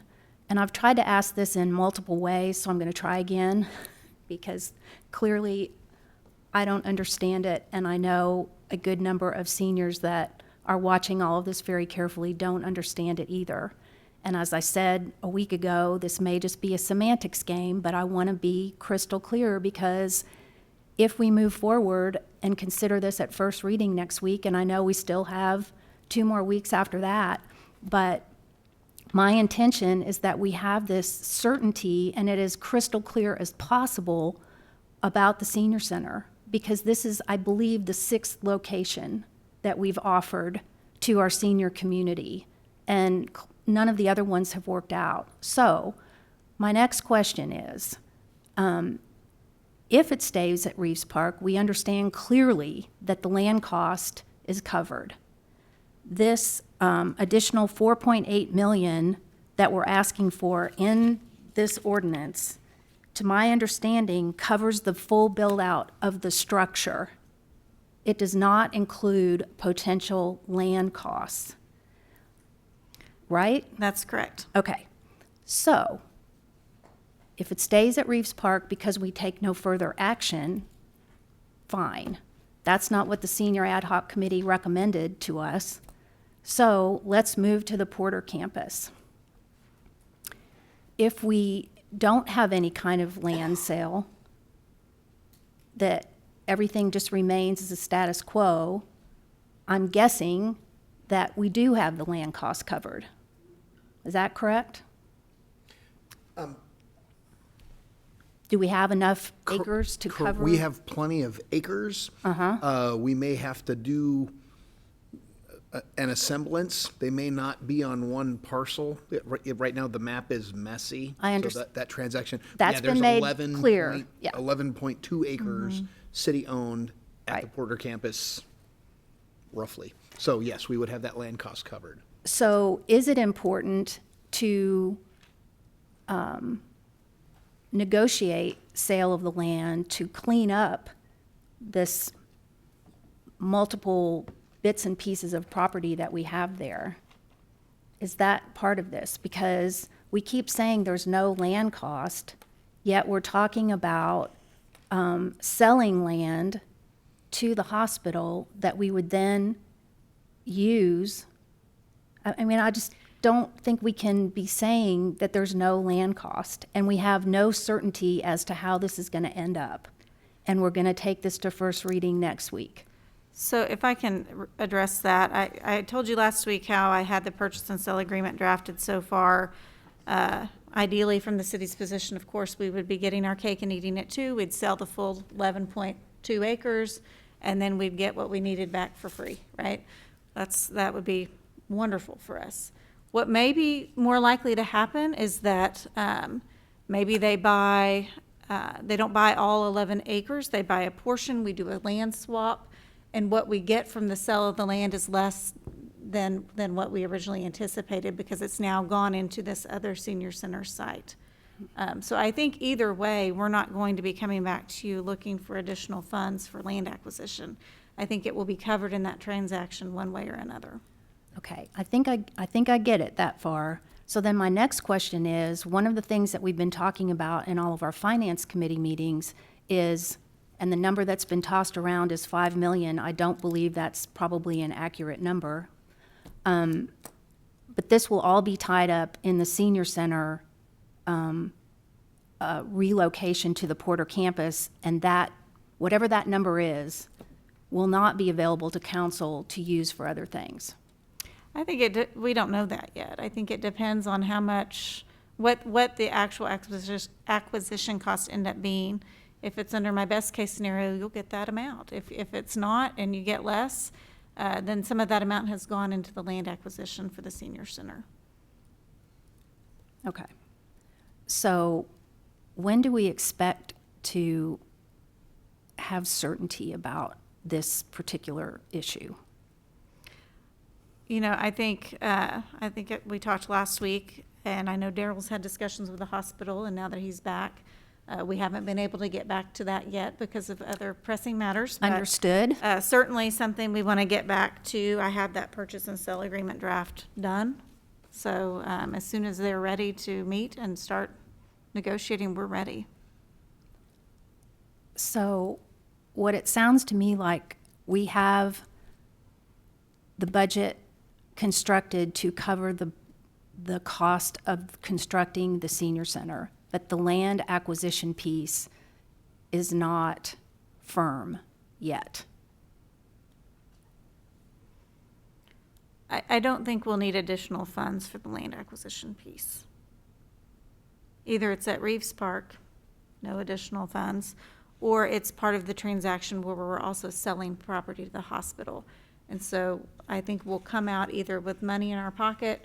At worst case scenario, I think it would come out a wash, but I don't think that's even likely at this point. I think more likely we'll come out with some money in our pocket and that we will have the land we need for the senior center. But we're not going to know that by next week. No, it's possible, depending on the hospital's availability, we could know that by April 14th. when you're actually voting on the ordinance, the substantive portions of the ordinance. Okay. I mean, this is part of my reticence about continuing to move forward in this particular category.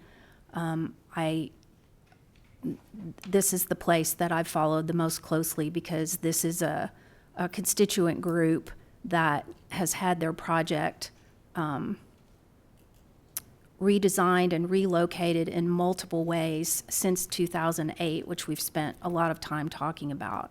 For me personally, I want to make sure that there is no surprise about the senior center down the road. I hope it all works out like we imagine. That hasn't been the history so far in lots of different categories. And so for this group in particular, I think it needs to be as certain as we can possibly make it. And again, we have to say we have confidence that this time and this location is going to work out. And to be, if there's some action that we should be taking to respect the wishes of the ad hoc committee to move it to the Porter campus, then I think that needs to happen too. Because now we're saying, well, technically, it's still at Reeves Park. So I'd like to figure that out too. Sure, and the ad hoc committee has taken that action. It's council that took an action identifying Reeves Park. And No. I think when we bring the purchase and sale agreement forward, we would have a resolution identifying formally the location, because by then we'll know the description of the location on that campus. Okay. Yeah. Thank you. Thank you, Councilmember Scanlon. Point of clarification with regard to the Emergency Operations Center. What size building is priced here? What we need or the minimum design? I am not the EOC person.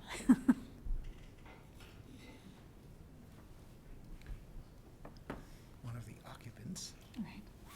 You don't want me throwing out square footages. Councilmember, the number that is in the proposal would be the what we need version. What we currently have funded is the 6.5 million, or right around there, which we are fitting within, but is not extended beyond what we really have now to an extent. But my interest is that we fund what's really needed. Yes, sir. Yeah, I'm very comfortable with that number. That provides us the hardening for the entire facility. It gets us the square footage back we lost, provides room for the traffic management system as well as the emergency operations system and the expanded dispatch. Okay, thank you. Thank you. I'll ask city manager for lack of anybody else. I'd expressed concerns before.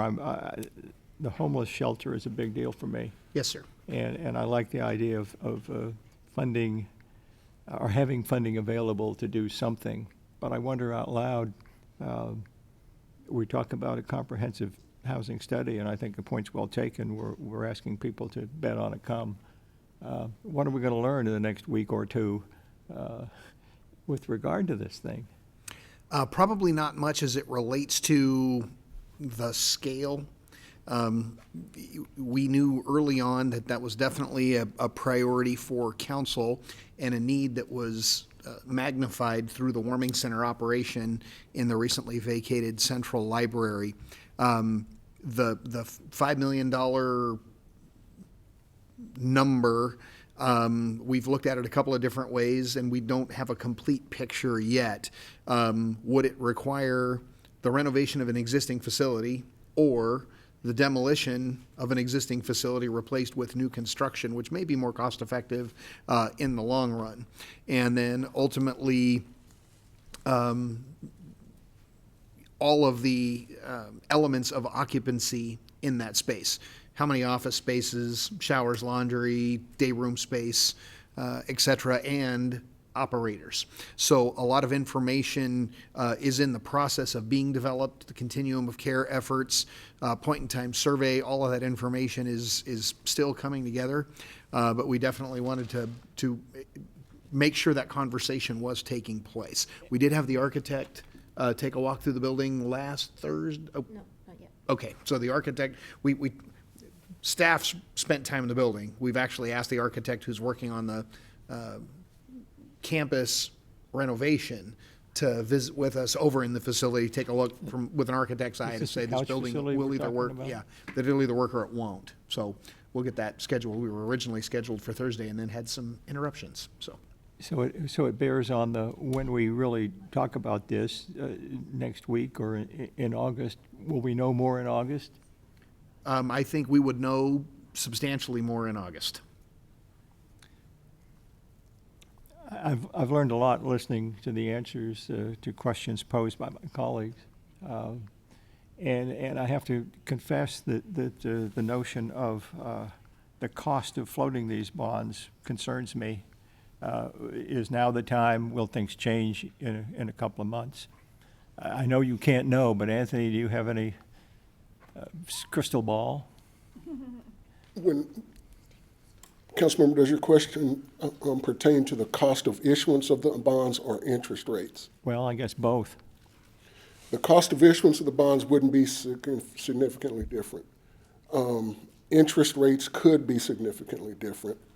But the larger concern to me, and just, my job is to deliver the bonds at the lowest interest rate possible. But the larger concern is the cost of the projects could inflate if we lose another construction season. And, the difference between June and August, the biggest financial concern is the construction season. The summer construction season that we would lose, and that's the financial concern. And so if things were passed in June, and maybe this is Sean again, but would we have time to get things on contract and so on?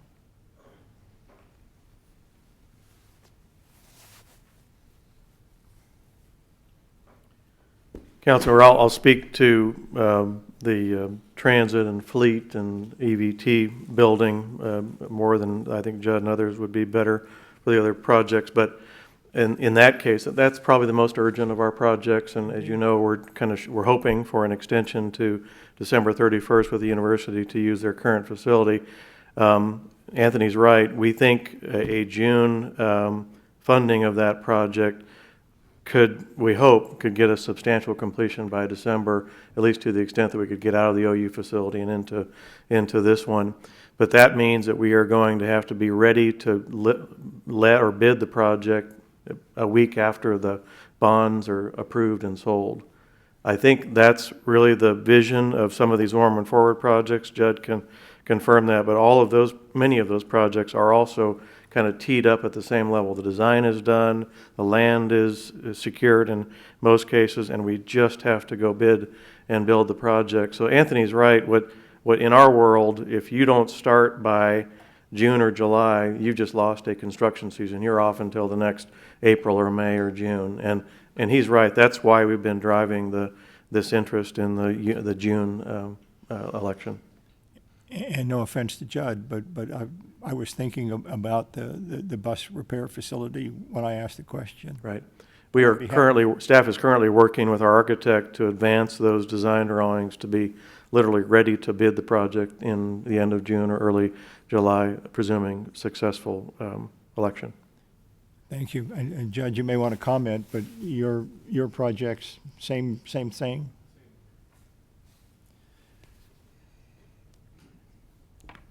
I have a lot to think about between now and next week, and that's what I come away with tonight. I think this was a discussion worth having tonight. The issues that surround us notwithstanding, as Councilwoman Holman mentioned earlier on, and Councilmember Scott repeated, we do have a fiscal responsibility, and we have to consider these things. But I'm concerned about the homeless shelter on one end, and I'm concerned about bus maintenance and the ramifications of not having a facility on another. So I have a lot to think about between now and next week, and will. So I thank you for the time, and thank you for the answers. All right, council members, that was a lot of great continued discussion and questions. I'm just going to throw out there right now, I've already asked staff to move this to August because we don't know what things are going to look like come June. But I figured we all deserve the opportunity to share our thoughts and concerns. So continue to share your thoughts and concerns. We've now bought a little more time to flesh this out, but as Councilmember Holman pointed out, these needs aren't going away. They're just not. These are already approved projects that our residents expect to be done right.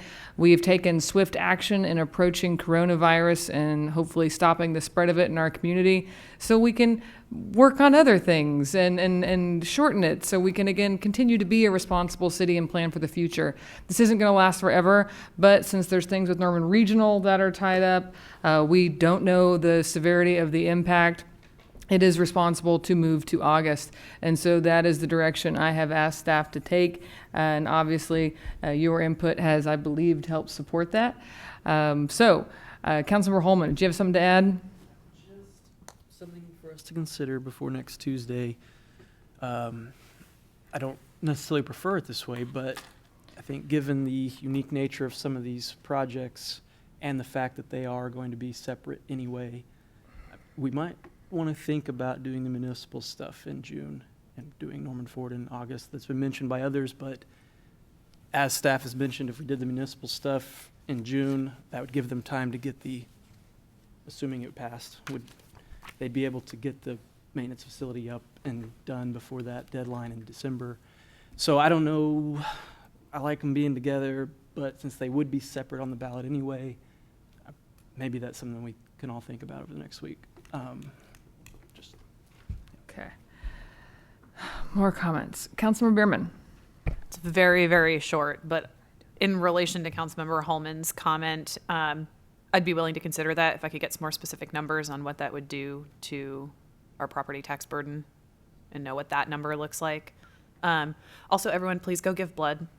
OBI is desperate. They're sending blood to Seattle. They're very, very worried that in the next couple weeks they won't have access to more blood drives or allow access to their facility. Blood needs don't stop even during a pandemic. So please go give blood if you're able to. Thank you, Councilmember. Councilmember Wilson. In light of my fit throwing earlier, I actually like that idea. That I thought I should weigh in. That Councilmember Holman's idea is a good one. So negate my fit halfway. Consider it half negated. Would you have a comment, sir? Please come to the podium. I am also hungry. Thank you very much, Mayor. Rick Smith with Municipal Finance Services. As you know, we've served as the city's longtime financial advisor. I do want to clear up just one thing on the timing of the bonds. The election, as you know, would be June 30th, and then it would take about a month or so to actually put together the bond documents, offering documents, and so forth, to get them to market and get them rated. So we would probably be selling the bonds, all right, in, say, early August. And then the Attorney General has to approve those bonds, and then there is a 30-day contestability period before you can actually close and deliver the bonds and get the money. So I wanted to make it clear that even if you had the election June 30th, it probably would be late September or early October before the funds were actually in hand. Likewise, if you had the election in August, near the end of August, then it would probably be December, all right, before the funds would actually be available. Question again? Yeah, could you clarify, do we have to wait to start the bid process for that process to happen? Could we start it a week after the bond vote? Or do we have to wait for? We can start.